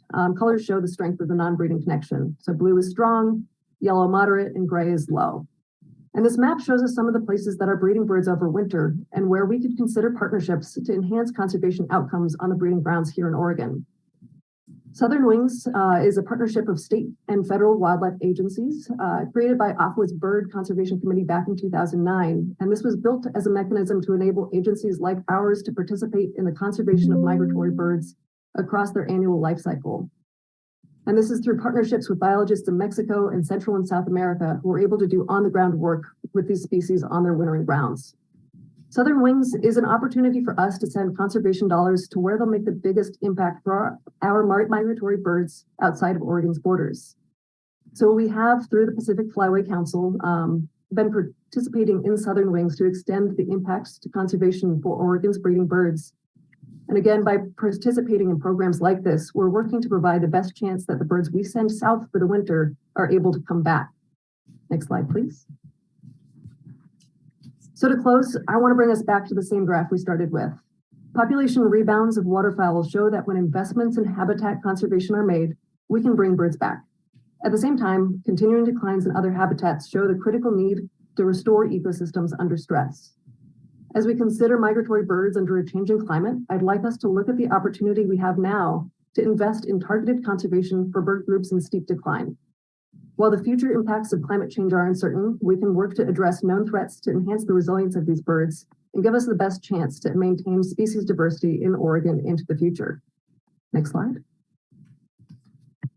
With that, I'd like to offer the opportunity to ask any questions of myself or Brandon. This is an incredibly broad topic, so we'll do our best and follow up on any questions that might need further information. Thank you. We do have a question right away from Commissioner Labhart. Okay, so I don't know, Brian or maybe staff, why have we had a 30% reduction in sea ducks? What's the reason for that? Yeah, Chair Wall, Commissioner Labhart. The sea ducks are a bit of a mystery continental wide. So they use distinctly different habitats than most of our common ducks that our puddle ducks and our inland diving ducks. So these birds are, for the most part, most species breeding in the Arctic, sometimes the very high Arctic, and then wintering at sea or in coastal estuaries. And so they necessarily do not benefit from the wetland work that's been done in the kind of the temperate part of the country. And there's quite a bit of work going on right now to try to tease out what is going on with sea ducks. In fact, I didn't mention in my presentation, but within that joint venture setup, most of the joint ventures are habitat based, but they're actually 3 species level joint ventures, one of which is the sea duck joint venture. And they're working on all kinds of research on various sea ducks to try to figure out what are the cause for some of the declines and how can we help turn those around. Thank you. Commissioner King. Thank you, Chair Wall. Thank you for your presentation, Brendan and Emily. I actually asked for a further discussion on this topic in that we talk a lot about fish and we talk a lot about wildlife. Specifically, that's our name. But we talk very little about birds. And I think it almost needs a reframing in that we need to talk about, we have lost 3 billion birds since 1970. Like, that's not anywhere in this population trends chart. So while we have had some success with groups like Ducks Unlimited, things like that have done a lot to support habitat, particularly of game species, and we've had some successes and some improvements, we are clearly having lots of failures in other ways if we've lost 3 billion birds. So can we talk about, I guess, is it because these birds aren't game species, therefore they don't get the attention, therefore they don't get the funding, and that's what's leading to all of the decline? So Chair Wall, Commissioner King, maybe I'll start with that and Emily can jump in and help me. But yeah, a big part of the presentation today was to really highlight what that targeted investment over the last 30 to 50 years has meant for waterfowl and habitat conservation. And so, yes, we recognize now that limited funding and limited attention has had an impact on other birds, and that's really what Emily and the rest of the wildlife team is working to reverse, and really across the flyway. So there's a lot of attention. There's a lot of need for targeted funding, targeted investment, and we have that structure that we've seen be successful for waterfowl that we can use to help build that capacity. Emily, do you have anything to add to that? Thank you, Brian. Chair Wall, Commissioner King, I appreciate the question, and that's an incredibly challenging question. It's one of the biggest ones within the world of non-game bird conservation. So what has caused these declines? There are a number of threats, and there are unique threats for each species. I do think that there's challenges with limited funding, limited opportunities, limited resources focused on some of these species. But we've seen broad scale declines in habitat. We've seen threats like collisions or threats for aerial insectivores from increased use of pesticides. There's so many different things that are all contributing to this just vast decline. And so Brian's right. What I'd like to focus on is looking into the future. So acknowledging some of these threats, some of these things that have contributed to the really scary declines, and see what opportunities we have for targeted investment to encourage the long-term persistence of these species in Oregon. So I guess to follow on, does this have the attention that it deserves? Like, for example, I know that there'll be further discussion about this because, again, I've asked when we go to Klamath later this year. So again, when we go to Klamath, we talk to death about the salmon and the reintroduction therein and taking down dams and all sorts of things. But there's not a mention of 60,000 ducks died in a botulism outbreak. If that many salmon died, it would be front page above the fold. We'd be talking about it from now until the end of time. So, is this getting the attention that it deserves? Because from everyone that I've known that's listening into these calls, you might get barely a word about, hey, let's talk about the Everglades of the West is now a mud puddle, but you never really get any further traction with it. There's never any part, that's never ever part of the discussion. So is this getting what it deserves, I guess is my question. Chair Wall, Commissioner King, if I may say, I may be biased by my position, my interest in non-game conservation, but I think not just here, but nationwide and globally, there's not enough focus on conservation of non-game species. And I think you're right that it needs to be highlighted. And that's why I want to highlight this as an opportunity we have to try to meet that need, engage more broadly and work on these issues that I think are should be very high priority, not just for non-game bird conservation, but all non-game species and all of the species that we are charged with the protection of. Can I chime in really quickly from the sky over here or wherever my voice is coming from? Can you hear me? Yes. Who's speaking? Kathy Yoon. Hi. Oh, there. Hello. I tried raising my hand and then it was raised. Well, yeah. Anyway, I would strongly agree. I don't think there's a conservationist on this planet that feels like their species gets enough attention, and even the charismatic megafauna ones. And just wait until you talk to a herpetologist, right? And all of the snake, lizard, amphibian species that don't get the care and attention. I think this is a really good place to think about urban education campaigns and urban ecology work, because birds are a critical part of our urban ecosystems. There's all sorts of threats such as cats and collisions, like you mentioned, that decimate bird populations. So just something to put a pin in, I think, for us for the futures as we think about moving, as we work on the urban ecology space, how might we use birds as an opportunity to engage people in conservation work. Thank you. I think the director also had something to add. Thank you, Commissioner Khalil. Yeah, thanks. And I just wanted to say that, this was the premise for Recovering America's Wildlife Act, that we have many, not just waterfowl success stories around this country as it relates to wildlife. I mean, you can look at elk and white-tailed deer and turkey, and there's a whole long list. Bears, cougars, long list of wildlife success stories.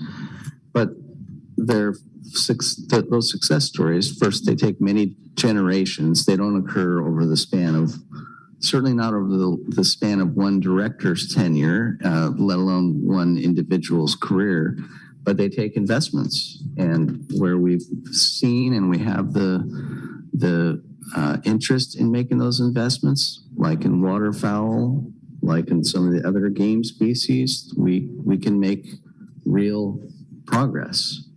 Recovering America's Wildlife was about making that progress on other species. And, you know, I just point out, these are highly, when we're talking about birds here, these are highly migratory species with really complex life histories. You know, we understand a lot about waterfowl life histories, as Brandon alluded to. We certainly don't know as much about many of these other, you know, neotropical songbirds and others. So, you know, you can't fix what you don't measure. And we got to start by understanding the populations. That takes resources. And then you have to have the investments. That's what RAWA was about, or is about. It's still alive. It is going to be reintroduced here, but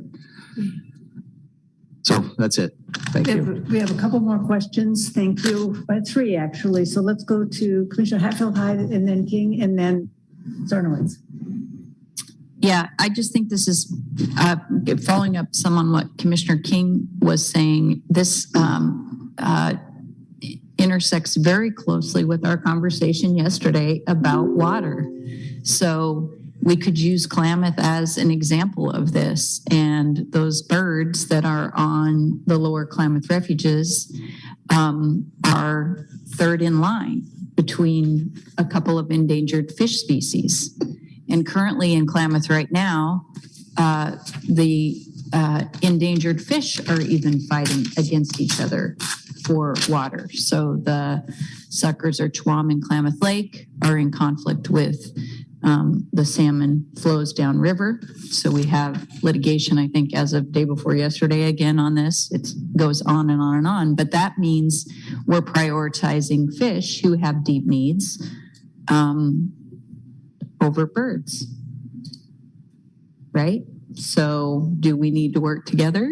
Do we need things like the private forest accord? Do we need things like the Klamath Basin Restoration Agreement? Yes, we do, because it's water rights, it's ESA, it's a lot of things that get us to this place. Thank you. Let's go to Commissioner King and then Commissioner Zarnowitz.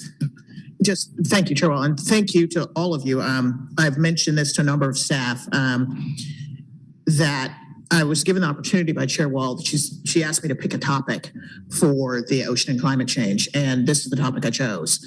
And we'll see this again because I think this is a big topic. I think it's something, you know, like again, where's the money? Where's the funding? You know, like we can do really well when we put funding toward it and start to get the data. But I think it's all about understanding and framing the debate, like talking about the bird losses we've had and where are we now and where are we going, just recognizing what's happening and beginning a conversation. So I really appreciate this and everyone's input that we've had so far. And I'm really looking forward to Klamath and learning more because I think what's happening in Klamath, there's a lot happening, but one of the biggest things that's happening is the reduction of the salt lakes down there and what that means for the shorebirds and so many other things that we're just now beginning to understand. But I think we need to understand more, and I think we need to think about this more, like and not just focus on our game species, but look at this more holistically. And as the Commissioner Khalil said, like bringing this into the cities, you know, thinking about like, you know, we talk about wildlife conflict. A lot of those conflict are birds, like birds getting entangled and hitting windows and, you know, hitting turbines. I mean, it's just kind of an immense issue that is right in front of us that does not get anything. No press, no hype, no thought. no money. I mean, no discussion. I think it just needs to kind of come more to the front of our brain. And so that is why I picked this as a topic. Thank you for allowing me to pick a topic. And thank you for all of you for what we're learning so far and will continue later this year. Thank you. Vice Chair Zarnowitz. Yeah, I don't know if I could really add anything, but the Commissioner Khalil in particular talking about the urban wildlife, looking at the list of things that I think Audubon put together on what is impacting these species is lights in the city, attracting the birds while they're migrating, the windows being deadly, as you mentioned, cats. They blame, I think, 1 billion of those birds on cats. And then generally just other disruptions that, of course, we're doing, like the windmills. I remember seeing one video during COVID of there was all these the big ships, the cruise ships were all stationed out in the Caribbean, and because they couldn't go into port, so they just parked them in the Caribbean. And there was a video of all these beautiful warblers and other birds that had landed on these ships or ran into the ships and were laying dead all over the decks. And so there's things like that that were very strange. Those ships aren't out there typically, but it wound up taking a host of species. So I think the more we can do to try to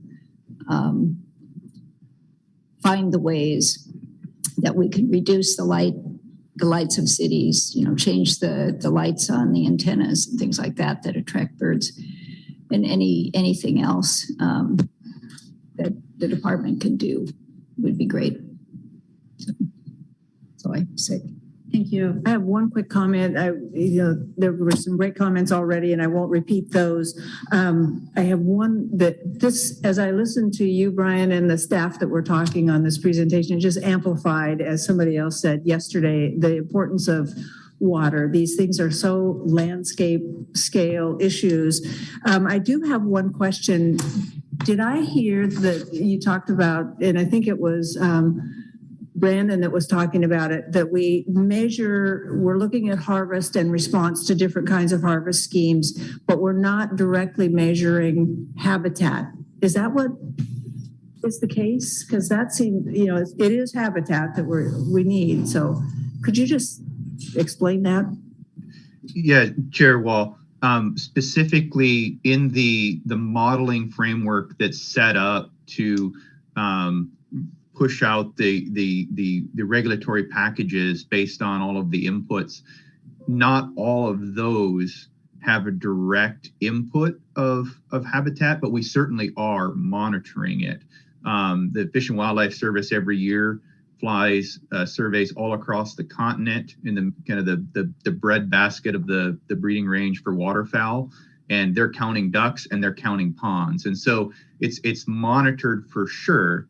But when it actually comes to the input and the driving factors in those models, it's the birds' populations, which are a result of the habitat conditions, which are the inputs. So yes, we're monitoring, but not as that direct input all the time.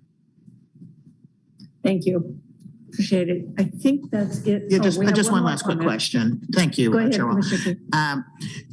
Maybe, Brian, you could give me a sense of what is our budget for this kind of thing? Because clearly, we put our money behind, say, game bird species and flying around and monitor them and monitoring ponds. So what are we doing for everything else that's not a game bird?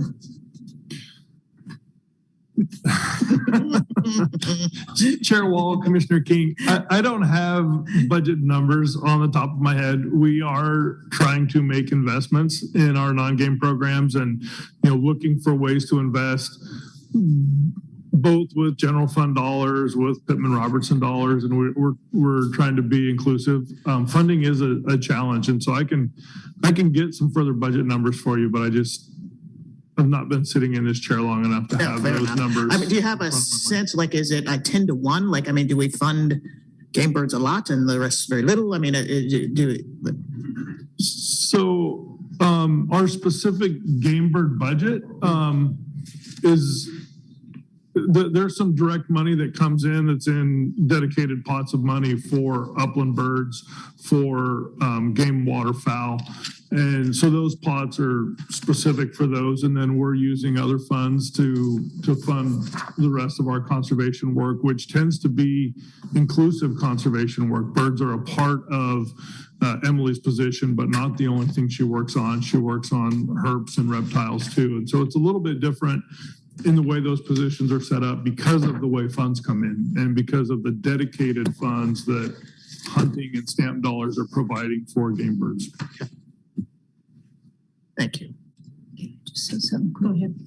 And I noticed that in the option packages that made it and the ones that got cut, neither of them listed the wildlife conservation program. So there was no additional, from what I see in this paperwork here, there was no additional POPs for adding staff to that program. So is there a reason why? In the POPs that made it, so. I think Chair Wall, I think Chair Wall, Commissioner Vice Chair Zarnowitz, I think, yeah, you're correct. We had a number of general fund POPs related to non-game wildlife, and those POPs are not in the governor's budget, with the exception of the Farm Bill biologists, which are general fund match, and certainly they are implementing the conservation strategy. But in looking at the packages not included, I don't see any that listed that. 102 might have been what you're looking for. It was conservation. Is that what you're thinking? It just says, no, this is Habitat Division 102. Look at the next one then. 103. Oh, okay. Yeah, the strategy. Okay. Yeah. There. I missed that. That was for. Thanks. Sorry. That would have been great to have. That was for staff. Yeah. Yes. Thank you, Brian. Go ahead. Yeah, I thought that this might be a cool time to do kind of the shout out to the OCamp mapping work. So cool. If you guys haven't got a chance to I called everybody up here a nerd yesterday, but be a nerd and look at some of those maps again, from our Oregon conservation species. Some of those initial maps, you can pull them up and see the range. And that's an opportunity, I think, to tell a broader message to not just ODFW, but to all the partners that we have out there that care about fish and wildlife to invest in things like keeping habitat fragmentation from, further happening. And it's a way where I think we can really leverage that in the future to tell a story and bring more people on board, even though we have limited funding. So if you haven't had a chance to fiddle around with that, exciting. Thank you. For all the nerds in the world. Yes. I have one more, and then we're going to stop. One more nerdy thing.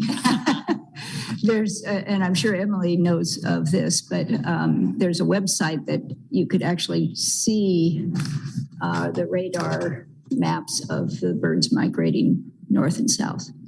And I can't remember the name of it. It's bird something, but I could, if Emily doesn't know of it, I could send it to you, Brian, and send it out.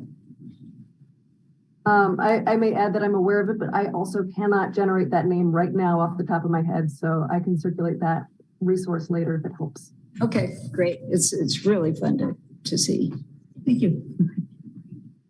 All right, thanks, Brian. Thanks, Emily. Thanks, Brandon. Okay. I want to go ahead with, we'll do the temporary rules and a couple more of these quick ones first. We'll take a quick break after we get through a couple of these. Very good.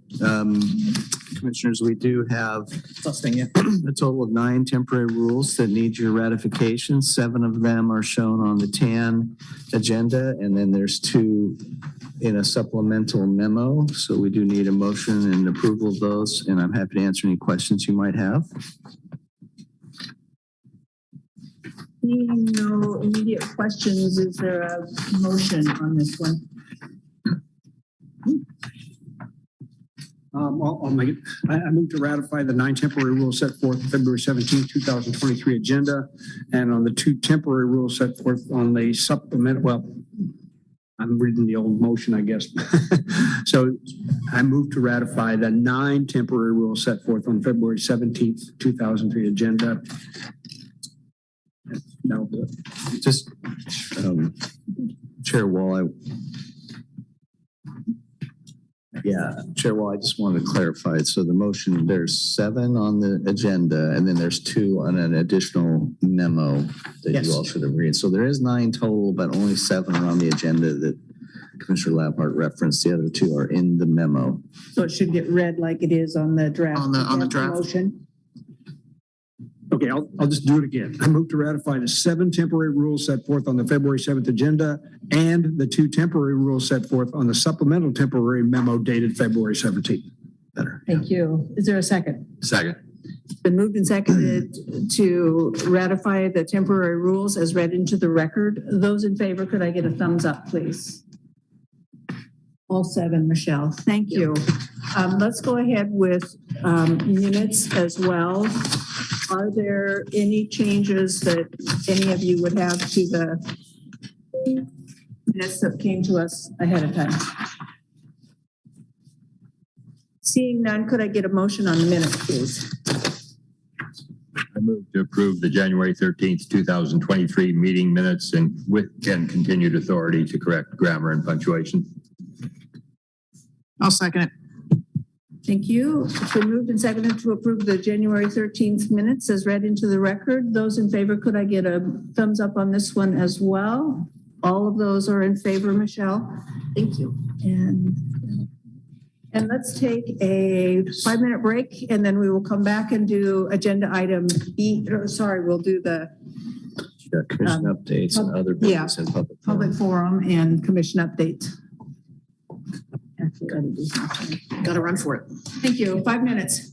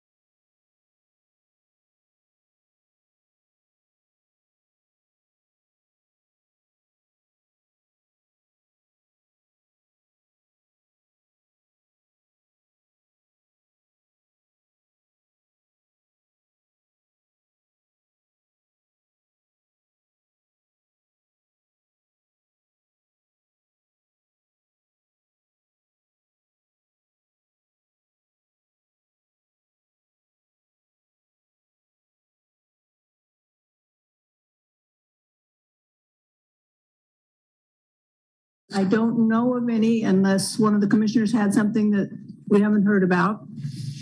Under other business, we do have one thing to consider, and that is reappointment of the director. The director's appointment is every 4 years, and we ran up to that date a couple days ago, so we are considering reappointment for the director. And if commissioners have questions or comments, we can take those, or we can move directly to a motion. Commissioner Hatfield-Hyde. I'd like to make a motion. Go ahead. Okay. I move to reappoint Kurt Melcher as Director of the Oregon Department of Fish and Wildlife for a term of 4 years, effective from February 14th, 2023 through February 14th, 2027. I also move to authorize the Commission Chair to handle the employment offer and associated negotiations with Kurt Melcher and to work with the ODFW Human Resources Administrator as needed. Second with discussion. The discussion is to add emphasis to the term for a term of 4 years effective. Thank you. Guess we know what your point is then. It's been moved and seconded to reappoint the director of the Oregon Department of Fish and Wildlife for a term of 4 years. Any questions or other comments? Commissioner Hatfield-Hyde, is your card still? Oh, no. And on this one, let's take a roll call vote. And Michelle, could you call the roll, please? King, Yes. Khalil, Yes. Hatfield-Hyde, Yes. Spellbrink, Yes. Labhart, Yes. Zarnowitz, Yes. Wall. Yes. Congratulations. I guess you're with us for a while. Congratulations. Well, thank you, Chair Wall, and thank you, Commissioners. I'm not making any promises on the 4 years, but we'll see. I don't have any immediate plans, so we'll see how that unfolds. I appreciate it, though. And it's been, I think I shared with you, or maybe I haven't. As you know, I started with the department in 1985. My current position as director, I've been in just a little over eight years, 8.5 if you include the interim assignment. And that's the longest position I've been in at the department. My second longest was the deputy director for 7 years. So I appreciate it, and appreciate the vote of support. Well, on behalf of the commission, we do appreciate your long service. We also appreciate that you said yes. And we could all probably jump in on this conversation, but I think that let us just give our appreciation and we'll keep moving with the agenda if that's okay. Please do. So thank you. Thanks. Let's go then to public forum. And we have Kyle Williams as the person who is signed up. One other person I thought had said they were signing up yesterday, but I don't know that anybody else planned on it, but that's the only name that we have. So Kyle, all yours, and you have 3 minutes. Okie dokie. You hear me okay? I think so. Yes. Yeah, perfect. Thank you. Morning, Chair Wall, members of the commission. My name is Kyle Williams, and I'm the Director of Forest Protection at the Oregon Forest Industries Council, which means I spend every day thinking about our shared threat from wildfire and how best to defend against it. Admittedly, that's not a topic that you would normally associate with the ODFW Commission. But as you all heard yesterday, and many of you live regularly, limited water supply is obviously a complicated web of competing priorities. Literally everyone has a good reason to need more water. But one topic I want to keep a focus on is the reality that until we can get back to a more fire-ready landscape, our future is likely more frequent and severe wildfire risk. We actually just saw that in the climate adaptation report. Oregon's complete and coordinated system of fire protection on private lands is unique to any other state in the U.S. Here, our landowners are shoulder to shoulder with the Oregon Department of Forestry, preparing for and fighting wildfires when they break out. One of those elements is preparing the landscape with firefighting infrastructure. Things like maintained roads to reach the fires when they're small, heavy equipment to respond, and ideally, opportunities to access water that a firefighter can quickly put to use when a fire breaks out. In many instances in late August, throughout the parts of the state where wildfire is most common, small tributaries and even some larger ones are running so thin that the emergency fire use exemption in current state water law isn't worth anything. There's no water to go get. high up in the system, leading to long turnaround times and higher likelihood that fires escape initial attack. One potential strategy to combat this is that landowners proactively identify strategic locations. They could develop small water retention structures, ponds, or pump chances, as we call them. Storing water during the time of year when it's abundant then makes it available for Oregon Department of Forestry or any other fire agency to use on any adjacent lands that a fire might threaten. This may not be a popular observation, but I'm bringing it to your attention so you can think about the issue holistically. ODFW filing in-stream water rights was listed yesterday as a primary strategy for the department, admittedly one of the only ones you guys have. Further, the agency will apply for in-stream water rights on every waterway, everywhere there is a fish or wildlife value. And that makes sense. It's literally the only tool you have direct control over. The problem with this, and as we saw in the applications in Southern Oregon, is that the department is asking for all available stream flow in many of these reaches, which then precludes the opportunity for a landowner to expand their fire protection infrastructure in those basins into the future. We've been told that someone could just utilize the alternative reservoir process through OWRD. And unfortunately, looking into that, the first question on an alternate reservoir application is whether or not the action would injure an existing water right. In places that ODFW has been granted all the water rights, that would be yes. Let's see here. In places where the answer has been, well, maybe, the mitigation measures have been so onerous that the landowner can't feasibly achieve them. I want to be clear, these aren't skiing reservoirs and these aren't koi ponds. In many cases, something as little as 1/3 of an acre foot or less might mean the difference in success or failure. Again, fully recognize that this is just one in a long list of very important demands on limited water resources, and I'm not sure exactly what the solution might be. To be fair, a blanket exemption for storage for emergency fire use could easily be abused. We need proper sideboards, but those haven't been established yet. Oregon's timber landowners are used to tight coordination with ODF, Department of Forestry, and maybe something could be established utilizing their review. Appreciate how complicated this all is. I just wanted to flag for the commission that it might deserve more consideration as the department embarks on their important mission of water security. Thank you for the opportunity. Thank you, Kyle. One question, go ahead. There's opportunity for winter flows. There's the ODFW's in-stream water rights do not take all the flows, and there's flows that could be stored in one time of year, and if they put, say, clay bottoms or things like that on their ponds, they're able to store the water off stream. It's storing on stream that's the issue. So off stream storage from during the winter time is certainly an opportunity. Chair Wall, Commissioner Zarnowitz, that's probably true. In many cases, I think some of the examples we saw in the Southern Oregon applications were pretty well 100% of year-round flow. But that was a few of the examples that we looked at. So. Commissioner Labhart and then Hatfield-Hyde. Okay. And I know we usually comment on public comment, but I've had a couple conversations with Kyle on this subject already, and I think there's some opportunities with ODF where there can be some discussions there with ODFW and ODF where we can identify these critical, what I call them pump chances, but places where you can get in a short period of time during the summer months access to water to put out fires. And having ODF involved in that certification process will put on these sideboards that Kyle's talking about, so you don't have somebody that says, well, that's a pump chance and yet they got koi fish in it or something like that. So, we want to try to keep this thing really specific and not be abused. And I think there's some opportunities from some further discussion on this that could work, because he's exactly right.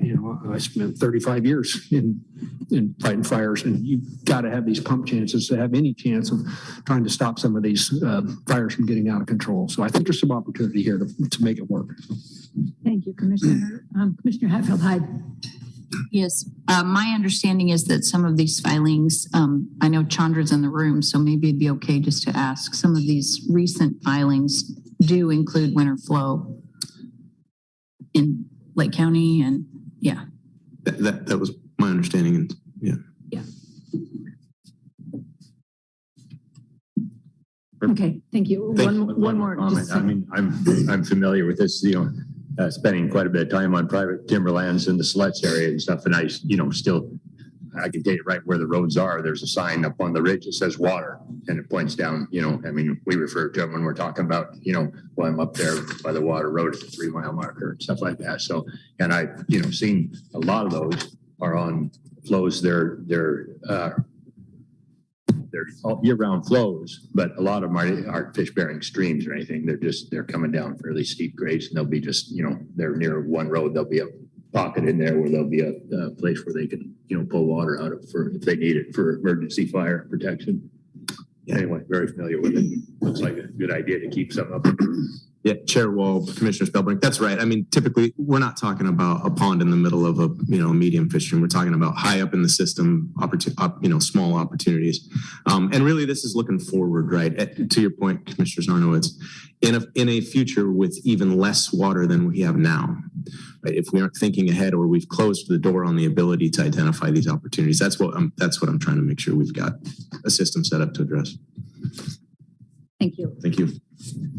And we'll move on to Exhibit B, grass carp placement in Devils Lake and authorizing special district to request exemptions. And I think Chris Kern is here to give us an overview of this one. Looks like somebody else as well.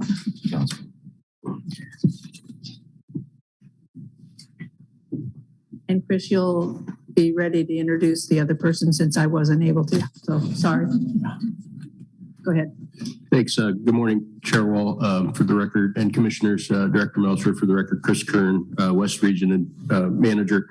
With me today is John Spangler, our District Fish Biologist in Newport. And we are here to discuss a rule revision proposal for the grass carp rules to allow for stocking into Devil's Lake. You have heard, I think, over the last several months, some testimony on this issue, so we're following up on that. Next slide, please. Are we clicking our own here? Or... There we go. Okay. A little bit of background on grass carp. These are an herbivorous fish, non-native to the U.S., actually from Asia. In the sapritid family, which includes carps and minnows. They're widely used in a variety of areas for control of aquatic vegetation, fairly long history of that, as well as a good record of some modifications like triploidy to ensure that they are sterile in places where they are stocked. They're freshwater fish only. Saltwater is lethal for these fish, which will be important later. Our existing grass carp rules were adopted in the late 1990s and are essentially in place to help us guide the risk management for use of grass carp in the state. We do have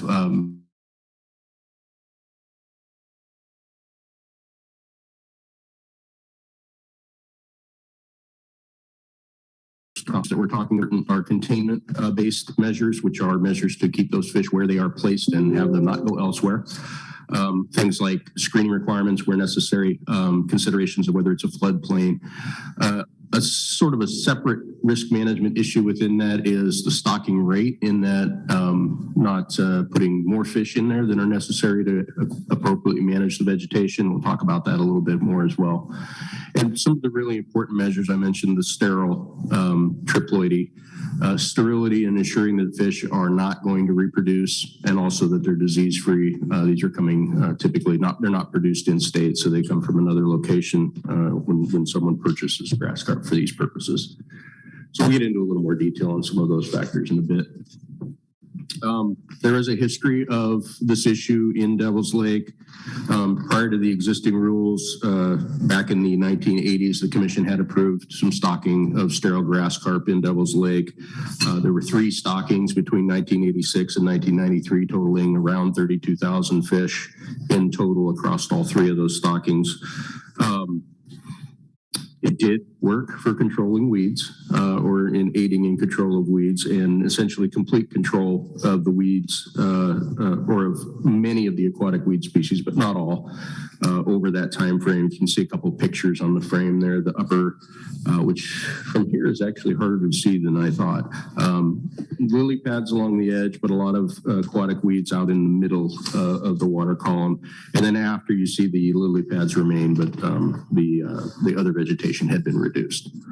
And that's a result that the grass carp don't feed on the lily pad species. So, however, what we did, I think, learn, and what has become fairly commonly learned in use of grass carp, is that you want to be careful not to overdo it and not to stock too many and have such removal of vegetation that you've got less than you'd like down the road. You need to maintain some level of vegetation to maintain the lake's ecology and balance. And so an incremental approach to those stockings, where you would stock a small number and observe the effect and then consider whether you do anything else again, has become a fairly important approach in these kinds of things. So more recently, I think you've heard through public testimony and our own staff have observed that there's a significant regrowth of vegetation in the lake now. There are multiple factors for that. It is a lake that's shallow and broad and gets a lot of sunlight, so it's prone to grow weeds, as any lake like that would. There are still nutrient inputs coming into the lake that help feed that vegetation and encourage growth. And then another factor is that the fish that were stocked there before have essentially reached the end of their lives. So they've started to die off significantly. There's probably very few left. So consumption of weeds by those fish is going to be pretty low. So it's a component of it, but by no means the entirety of it. Some actions underway at the moment. The Devil's Lake Water Improvement District in recent history has been working on mechanical removal of the weeds through a lease of a weed harvesting machine. And we understand they will be continuing to do that for some time. However, as part of this approach, they have been asking to get approval to restock some grass carp to aid in this. I want to make it clear that from ODFW's perspective, this can be a contributor to helping solve the growth problem. We don't view it as the sole solution. Other things will still need to be done to achieve that goal and to get the right balance of vegetation in the lake as well. So we are in some ways a little fortunate that we've seen this before in this lake, so we've got some experience with it, and that allows us to not only learn from things that may have not worked quite as well as we would have wanted originally, but also to observe what the other factors that happen. So I mentioned that we think that the 32,000 that ended up stocked in the lake earlier is probably too many. It did a very successful control of vegetation, but probably too much. However, with the other components of the ecosystem, we didn't observe any impact on coho salmon which are in the basin. We did see some decreases in abundance of warm water species introduced, non-native warm water species like bass and perch and other species as well. It did improve water quality. You see an asterisk there. That is because at some point the lack of vegetation over a certain time period probably contributed to some harmful algal blooms that occurred there. So that's another reason to not overdo the removal of vegetation. On the risk side, this is where I think we've got the benefit of some past history here. We've learned about the stocking rate, so I think we've got some better ideas of how that would work. We know the triploidy. We've got some experience with having that sterile fish introduced in the state and haven't observed problems with that. There aren't any connected water bodies here. This is a really important part for Devil's Lake, is if the fish get out of the lake, they're going to hit the ocean and they're going to die. So they're not going to head somewhere else on their own and potentially take hold somewhere. And again, with sterility and sterile individuals, we don't expect to see any reproduction, of course, from that. And I'll mention here, those certifications for sterile carp come through the U.S. Fish and Wildlife Service. So they do a certification program through the fish producer to certify them as sterile.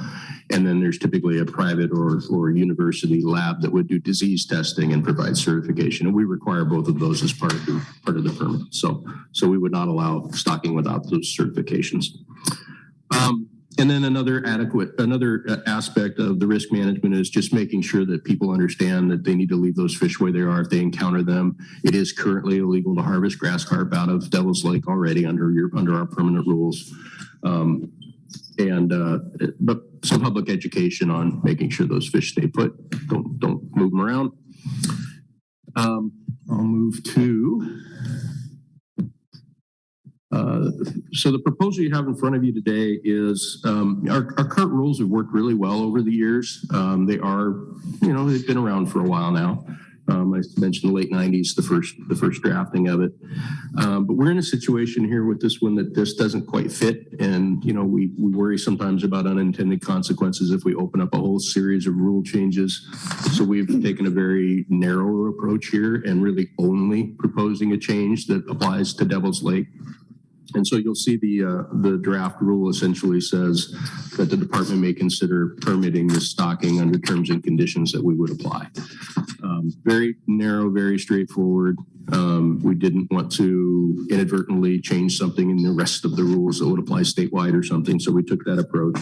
You will notice there are some other markups in that rule. Those are essentially editorial changes for clarity as well as some renumbering. We had to add a new section that requires renumbering, but they don't affect the rules for the rest of the state. So I mentioned that we would, under this approach, if adopted, we would be considering a permit with terms and conditions supplied by the department. And so we thought we'd give you an idea of what some of those would be. And you'll note, I think, that if you've had a chance to read through the application and background material provided by the Water Improvement District, they touched on several of these as well.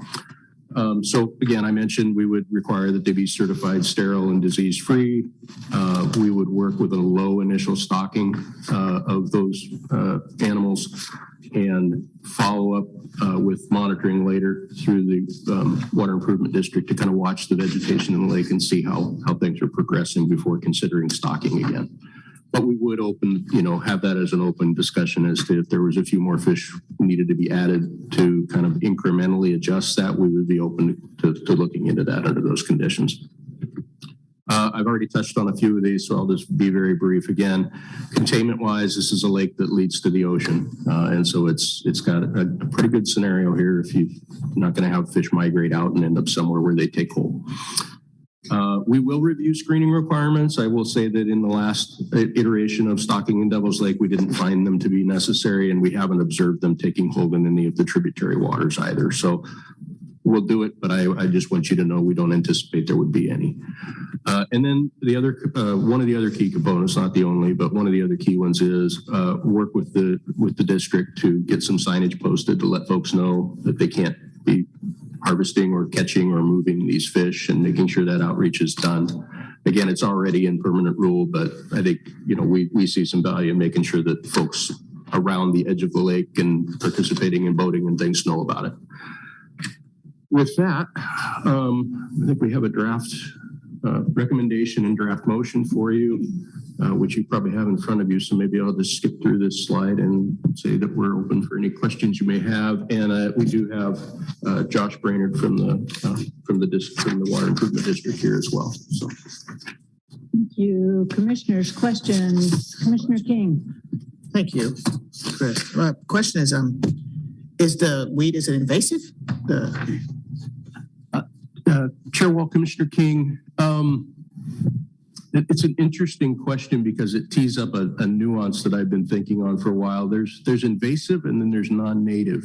And sometimes they go together and sometimes they don't. You can have a native organism take off for some reason in its location and become invasive, even though it's native. I think there are some non-native weed species in the lake. Then probably some of them meet the criteria that you might call invasive. There are also some native plants in that lake that are growing at a very high rate. So there's a mix of both. Okay. And so, and it's essentially the nutrient, also drainage. What made it explode besides the carp dying, the ones that were there eating, dying? How do we just not get here again, I guess is my point. Yeah, Chair Wall, Commissioner King.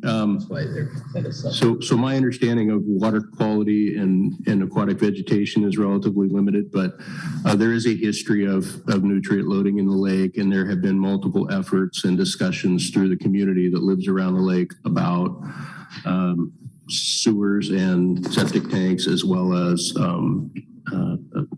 fertilization of lawns and plants and flowers and things, as well as other things. Those are a little out of my wheelhouse.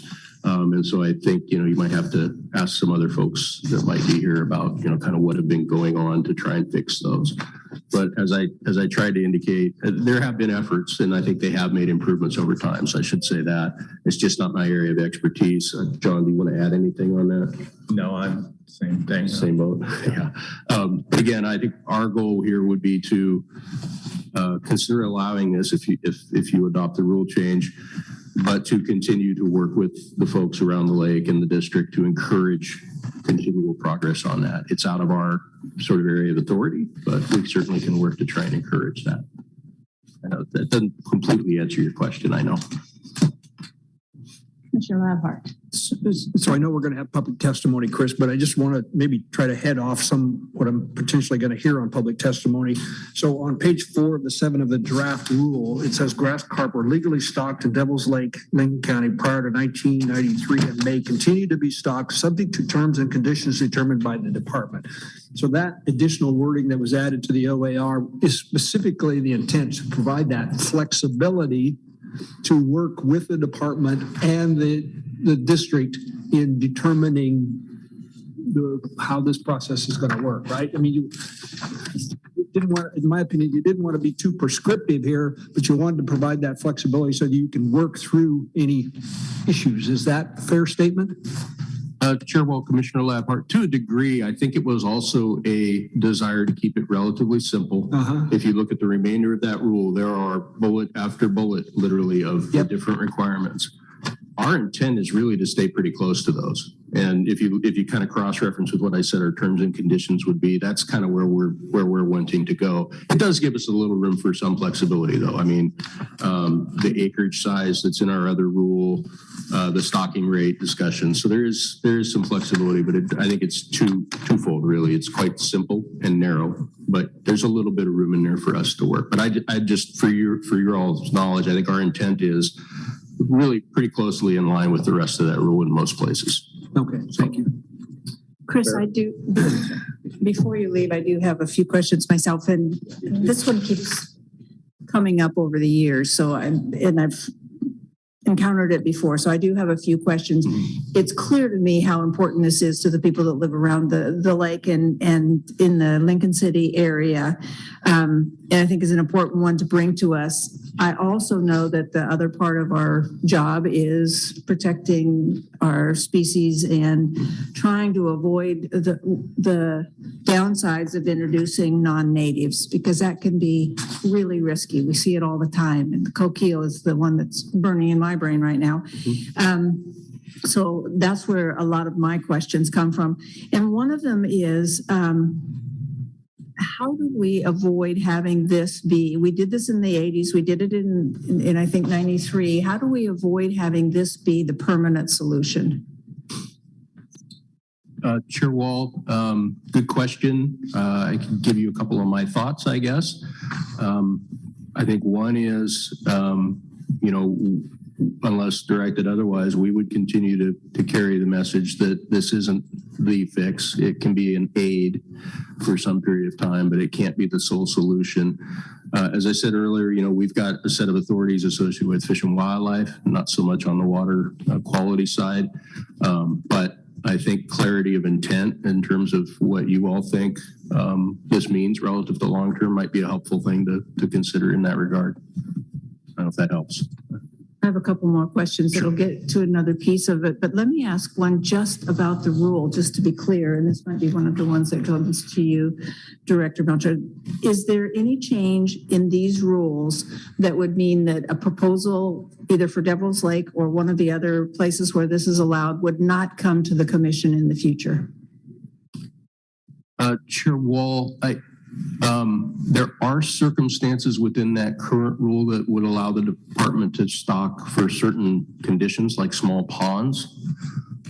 What I guess I would say is there would be no change in the permitting that would come before the commission compared to current. Okay. So there are some that wouldn't come to you necessarily. There are some that have to. The only ones that this would change that wouldn't have to come before you would be Devil's Lake compared to current. Okay. So stocking of small ponds under the current rules could still go forward without coming to the commission, but the ones that require your approval and exception would not be changed. Okay.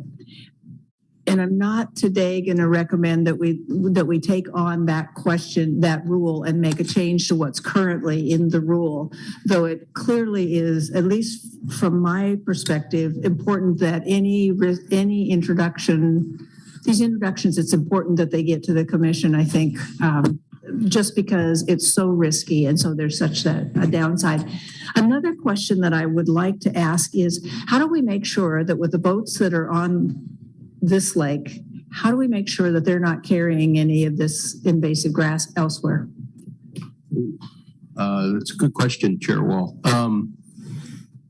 Yeah, I mean, we've got our aquatic invasive inspection programs. They're typically at the borders, worrying about some other things coming in.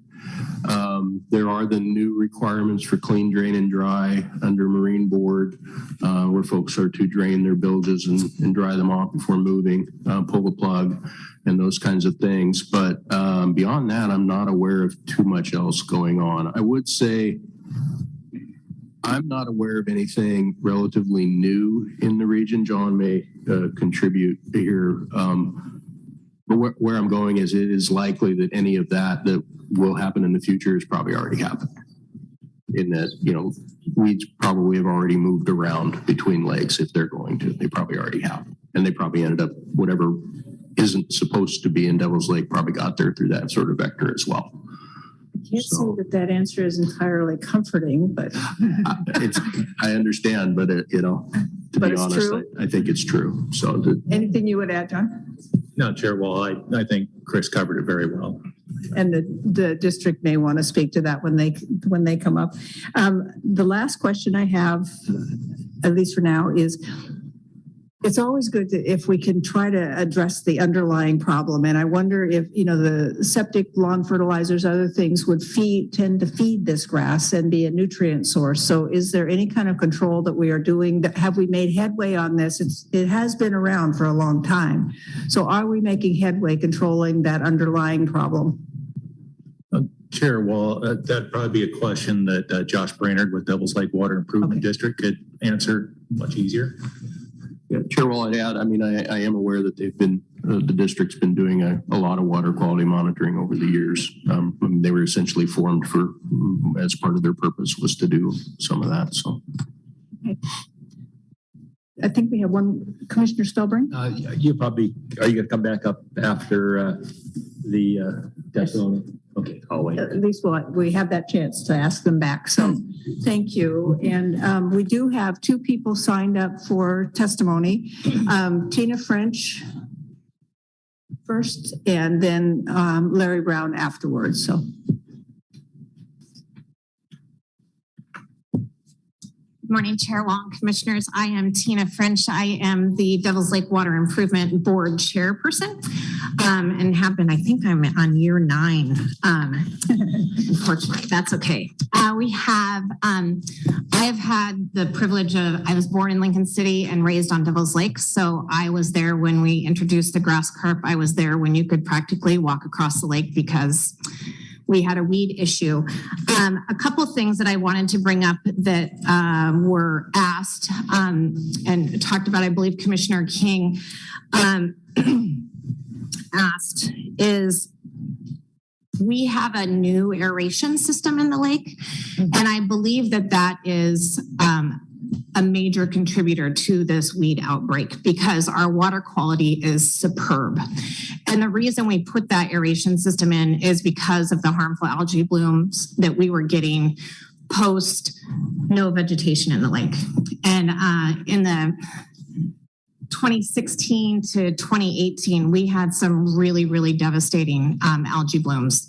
we put that aeration system in and our water quality is the best I think it's probably ever been in Devil's Lake. So I really think that that is a major contributor to why we are seeing this explosive.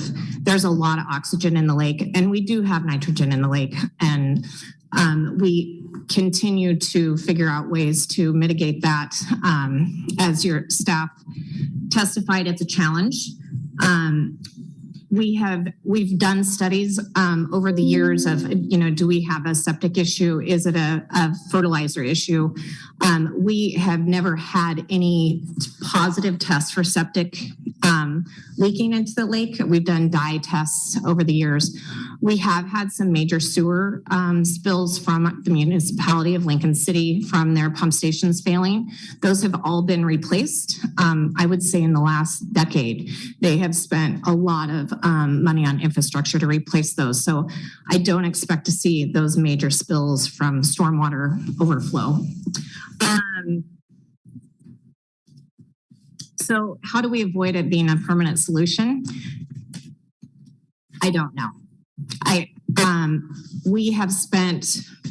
We're a small special district with a very small budget of just over $300,000. So we are harvesting, and we have used herbicide application in special areas to see if it's effective. And unfortunately, we're not getting the outcome from the herbicide that we were hoping. And quite honestly, I would rather see fish in the water than herbicide application. It's safe and approved, but just logic tells me that fish are better. That's all I have, unless anybody has any questions. Oh, I bet we have questions. Thank you for your testimony. Anyone have questions? Go ahead. I know Devil's Lake's fairly large, so in a small pond, to reduce the algae, you often add a acid. In small pond, it might be vinegar or something like that, but it has your water district or whatever it's called.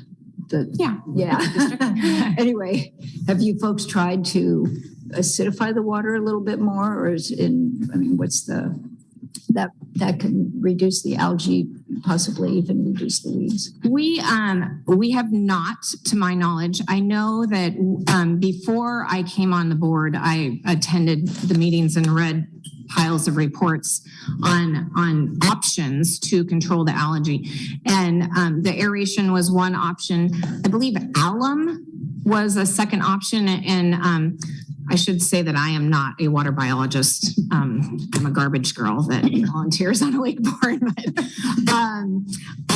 that sealed the bottom to hold that nitrogen down there. I will say that our algae blooms, since we've had the aeration system in, are what I would consider normal algae blooms. They are not toxic. They come and they go like you want to see algae. So I feel like we have a great control on the algae at this point. Now we are chasing our tail. We knew vegetation management would be that the aeration would be a precursor to vegetation management, that we would get our vegetation back. We knew we wanted about a 25% vegetation level to have, a good ecology in the water. This came out of nowhere. And I believe Commissioner Wall, you asked about how to keep it. This definitely came in from a boat. The explosion of this weed was at our main boat launch, and it was not there. And 2 weeks later, it was crazy. And 6 months later, our entire lake was full. It's devastating. Yeah. And fast. Go ahead, Commissioner. Okay. Thank you for your testimony. I just want to make sure we've got it on the record. So I did not hear you say this, but are you okay with the amendments that are being proposed by the department, including Addendum 1?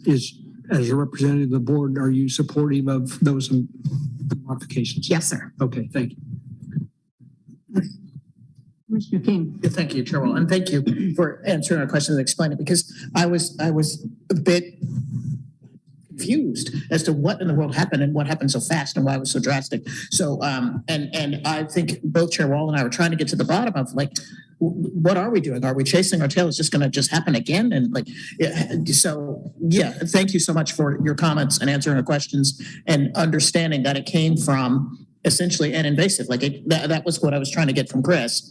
Is it sounds like you said, it was this event that happened at the boat launch in the perfect storm of other things you had done, and then kaboom. Okay, so I'm understanding you properly. Yes. Okay. That is our. We knew vegetation was coming back. We didn't know it would happen this rapidly, and this is a vegetation that we haven't. In the late 80s and 90s, it was milfoil that we were eradicating, or trying to, and did quite effectively. Too many fish, and I think that we can all agree on that. They were very effective, but it was just too many too soon. And I am in support of a monitoring system and adding fish as we need to, or taking fish out if it's necessary. I have a couple questions, Tina, just to clarify, and thank you for the work that you've done for all those years.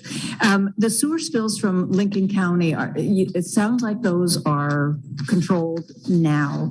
And just to be clear, is it your summation that the septic tanks themselves and the lawn fertilizer are not the nitrogen problem, but that the sewer spills were, and that you don't expect septic failures? Because I would say that's a yes and question. I would say the majority of our contamination came from it was the city of Lincoln City.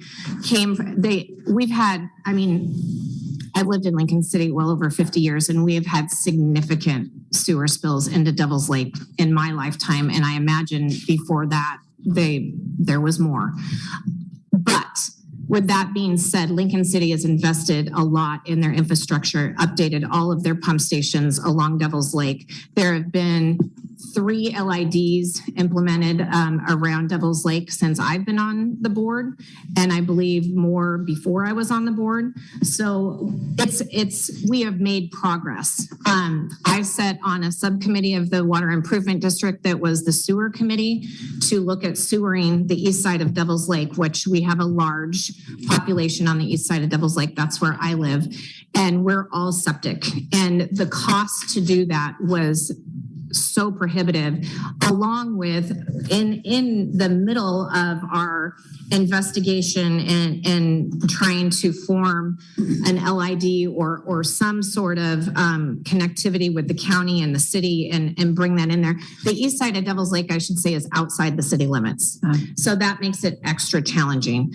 But the new septic systems, the ADEX systems and different types of septic systems that are along that lines, and I'm not a septic expert either, but they're so clean and they are so cost effective compared to what it would cost to put a sewer in. Per residence, we were looking at $50,000 plus to sewer the back of the lake, and you can buy I've installed one at our property in the last 3 months. And for $30,000, you can get a system that you can drink the water that comes out to go into the drain field. So they are monitored by Wi-Fi. They are extremely effective. And so we disbanded the sewer committee for that reason, because it was very apparent that we were chasing a pipe dream, quite honestly. But you still are, it sounds like, chasing the control of the septic. Absolutely. And we have implemented by state law now, if you sell a property and I believe this is in the entire state of Oregon, right, but the septic has to be inspected, and if it is failing, it has to be replaced upon sale of any property, which is a huge advantage for us because there is a large population, especially on the backside of the lake, of second homes. So there is transfer of properties. So those are constantly being updated. Thank you. The last question I have is, it might be a bit of a duplicate of what Commissioner Labhart asked, but I want to make sure. Chris Kern talked about some requirements. One would be the public information, so people know not to take those fish out of that lake, and so that we decrease the chances they'll go somewhere else. To use signage so people know what they're supposed to do. the incremental, doing this incrementally so that we collectively don't put too many in there so that we have the right number and don't overdo it again. And the other one that was in answer to a question is avoid maybe signage or whatever to avoid carrying this vegetation elsewhere from, boats carry that pretty easily. So is the improvement district ready to do those things? Yes, I was just talking to Josh because we've had signage in the past about the grass carp, and I said, let's make them all new and nice and just have it done because we have had them for decades. People love to feed them. They bathe in the sun, and they're quite popular on the lake. But we will get those signs redone. They are quite old in full disclosure. Regarding invasive species transfer, or it doesn't necessarily need to be invasive, but we have been working with the state parks to try to get some, and I believe with your staff and anybody else that will help, of trying to get, there is a lot of boat traffic on Devil's Lake, and most of it is using the boat ramps are people that are visiting. Those of us that live on Devil's Lake have our boats in the water and they don't really leave Devil's Lake. But for those coming and going, and I will tell you, I live right across the street from the state park where this erupted, and there's a half a yard of weeds hanging off of props when boats come out of the lake this last year. And it got to the point where you couldn't even take a boat on the lake. But before people realized that you couldn't boat on Devil's Lake last year, it was unbelievable the amount of weeds that you would just see dragging all the way to Highway 101. And it was just like, oh my land. Wow. And we've done a lot of research. The state of Alaska, I believe, has spent $100 million to try to eradicate Alodia. And so this is a big problem. This isn't a Devil's Lake issue. Right. This sounds like a Western United States issue, but we are definitely wanting to partner with everybody we can. We don't have the staff to operate an inspection at our boat launches, but definitely signage. We have signage at all of our parks for various things. But updating the invasive species, people want to know, they're very interested when they see the harvester of what's going on. What are you guys doing out here? What is this stuff? And so it's a great opportunity to educate. Thank you, Tina. Thank you. I don't see other questions, so we have one other person who would like to. Thank you for your time. Thank you. Larry Brown. And you also will have 3 minutes, if you will. Before I get started, I mentioned a couple of other people. I wanted to make sure that I had sent out to you early a copy of my presentation to the word, pretty much of what I'm going to say here today. And I'm going to be on the 3-minute limit. So anything I can eliminate from this list, I'd like to before I get a chance to speak. Everybody else has spoken here just the last few minutes, hasn't mentioned one AR rule. Now, maybe you've already waived it. I'm not aware. And that's tagging. Has this been waived? Because you have a requirement now that when we put these fish in the lake that they be tagged fish. Does anybody have knowledge of that? I didn't have these people make mention of the facts, but there's tons of. We'll ask staff on that. Yeah, we'll ask staff when they come back up on that one. Thank you for the question. Because it's a horrendous problem. I can speak to it. No. Link, why don't you go ahead with what you were planning on? Yeah.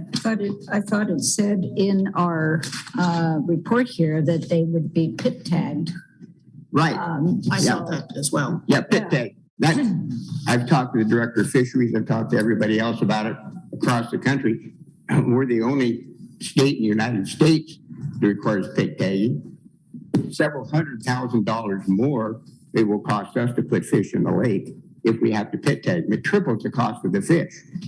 Each one of these fish has to be taken out of the water, put in a bath first of anesthesia, and then blood tested and things for, first of all, the triploid duploid issue. But with regard to Hey Larry, why don't you sit down and start your testimony? Okay. Just introduce yourself for the record so we have your name on the record. Yeah, okay. My name is Larry Brown. I'm a resident on the lake. I live in Salem. I've spoken to you a couple of times in the past on this issue. First thing I had on my outline here is why 32,000 fish? In September of 1986, we planted 10,000 fish with little or no results. 6 months later, in March of 1987, we planted an additional 17,000 fish. So in the first 6 months, we had 27,000 fish in the lake. It wasn't until a couple of years later, and we had great results once we started putting those in. But we still had to add another 5,000 in 1993. So the volume of weeds we have in the lake is unbelievable. Everybody, I think, agrees on that. But in volume, we've got 67,500 10-yard dump trucks full of weeds in that lake right now. And that's as of last summer. And if you doubt that, you've got a complete survey that we had run by the Pacific Rim Group that will explain to you exactly those measurements and that type of thing. I did them before they even did the test that they did, and determined that's a huge amount of weeds. You can line 10-yard dump trucks up from here to Benson and to California. You will end up 41 miles from the California border with dump trucks full of weeds. Unbelievable. And to think we're going to touch them by putting a small amount of fish in, not going to happen. Fish tagging, I'll get into that issue if you'd like for me to get into it.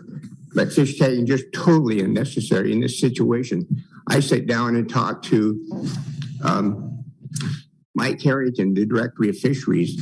He agrees with me wholeheartedly. I mean, to spend this amount of money, lots of other disadvantages to tagging too. But it's something that's a big issue that we need to discuss. Overplanting, they mentioned overplanting. The fish are only going to be eating 45% of the time. These fish do not eat once the water temperature hits 55 degrees. So we're putting something in that's the weeds are still growing. And we've got fish that aren't going to be eating. The small fish that we put in are vociferous eaters. Another concern with this overplanting is as the fish get older and the fish get bigger, they eat less. You'd think a 30-pound fish wouldn't eat what a 2-pound fish would eat. That's the case with regard to these fish. We're going to lose fish through natural attrition. We're going to lose fish through people hitting them with boats, minks, birds, you name it. So we're going to lose a lot of fish over time. With regard to the administrative rules, here's just a suggestion that I make. And that is, I don't object to the rules. The rules are perfectly legitimate for lots of situations around the country. We're the only state in the United States that requires these fish to be tagged. Nobody else does. I talked to the biggest fisheries. I talked to a gentleman who has 2,000 acres and 100 ponds. I said, how many tagged fish did you sell last year? He spit out a number, and I thought he said 750,000. I said, you say 750,000? He said, no. He says, I sold 75 fish last year. He sells them by the tens of thousands. And he sold them all to little ponds in Oregon where people had a problem and because of our administrative rules requiring it. But I'm going to say this. These administrative rules are created only as a guideline and may be amended, modified, or adjusted on a one-time basis to fit unusual or unique circumstances with the approval of ODFW and its Board of Commissioners. If we had that kind of language or something similar, your attorneys could probably do a better job than I have. But I put that kind of language in so that we're not saying one size shoe fits everybody. LeBron James' feet are a little bit bigger than mine, about this much. And so I think it's a mistake to be backed up against a wall like that with an administrative rule that should be have a little flexibility in it. So. Thank you, Larry. Commissioners, questions? Go ahead. I might open the door here, but Larry, have you talked to the OID board about your suggestions? No, I've proposed a ton of ideas to the Devils Lake Water Improvement District Board in the past. And I've seen them do things like this harvesting of the lake with these harvesters. I said, hey, you're wasting your time. This is like mowing your front yard with grass clippers, you aren't going to touch it. Weed harvesting is a total waste of time, completely. I get into the details, but it's just common sense. We couldn't fill a dump truck full of weeds with a big weed harvester all day long. We got 67,500 of them. That's the problem. You can go out there and chuck them up. But the dump truck, you've got to have excavation equipment on shore. Those people are sitting idle while this machine's out there going like this. You get a few a few wheelbarrows full of weeds. It doesn't work. Then they talked about poisoning the lake. We went on and on and on. I've been through it all before. Okay, so I asked the board chair whether they were okay with these OARs, and they are. And you know, I've read the aquatic plant survey report from Biomass Aquatechnics, went into a significant amount of detail with this. And I'm probably the district paid for that. And it appears that the governing body of this lake is supportive or is okay with the rules that are amended, and you're saying you're not. No, I don't. I think 99. I can tell you, I really represent the property owners. I've been on the lake far more, 10 times as much as anybody in this room. I started on it when I was 10 years old, water skiing behind a 12-foot aluminum boat. I'm 80 years old now, and it just doesn't make any sense. Doesn't make any sense at all what's been done. And when we already have a track record knowing exactly what it takes to get it done, we ought to go down that course of that road. These other measures, I think, are a waste of time, and what the homeowners are upset about, put it mildly, is the fact that we're not getting this done, and we're not getting it done rapidly. Okay, thank you. Thank you, Larry. Hey, thank you very much. Let's bring our staff back up in case there are other questions from the commission for staff.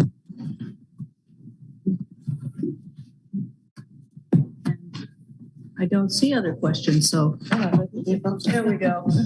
Go ahead, Commissioner Spellbrink. Okay, well, I guess the first question is that it was just brought up on the tagged fish. So that's part of the OAR now, is that fish need to be tagged.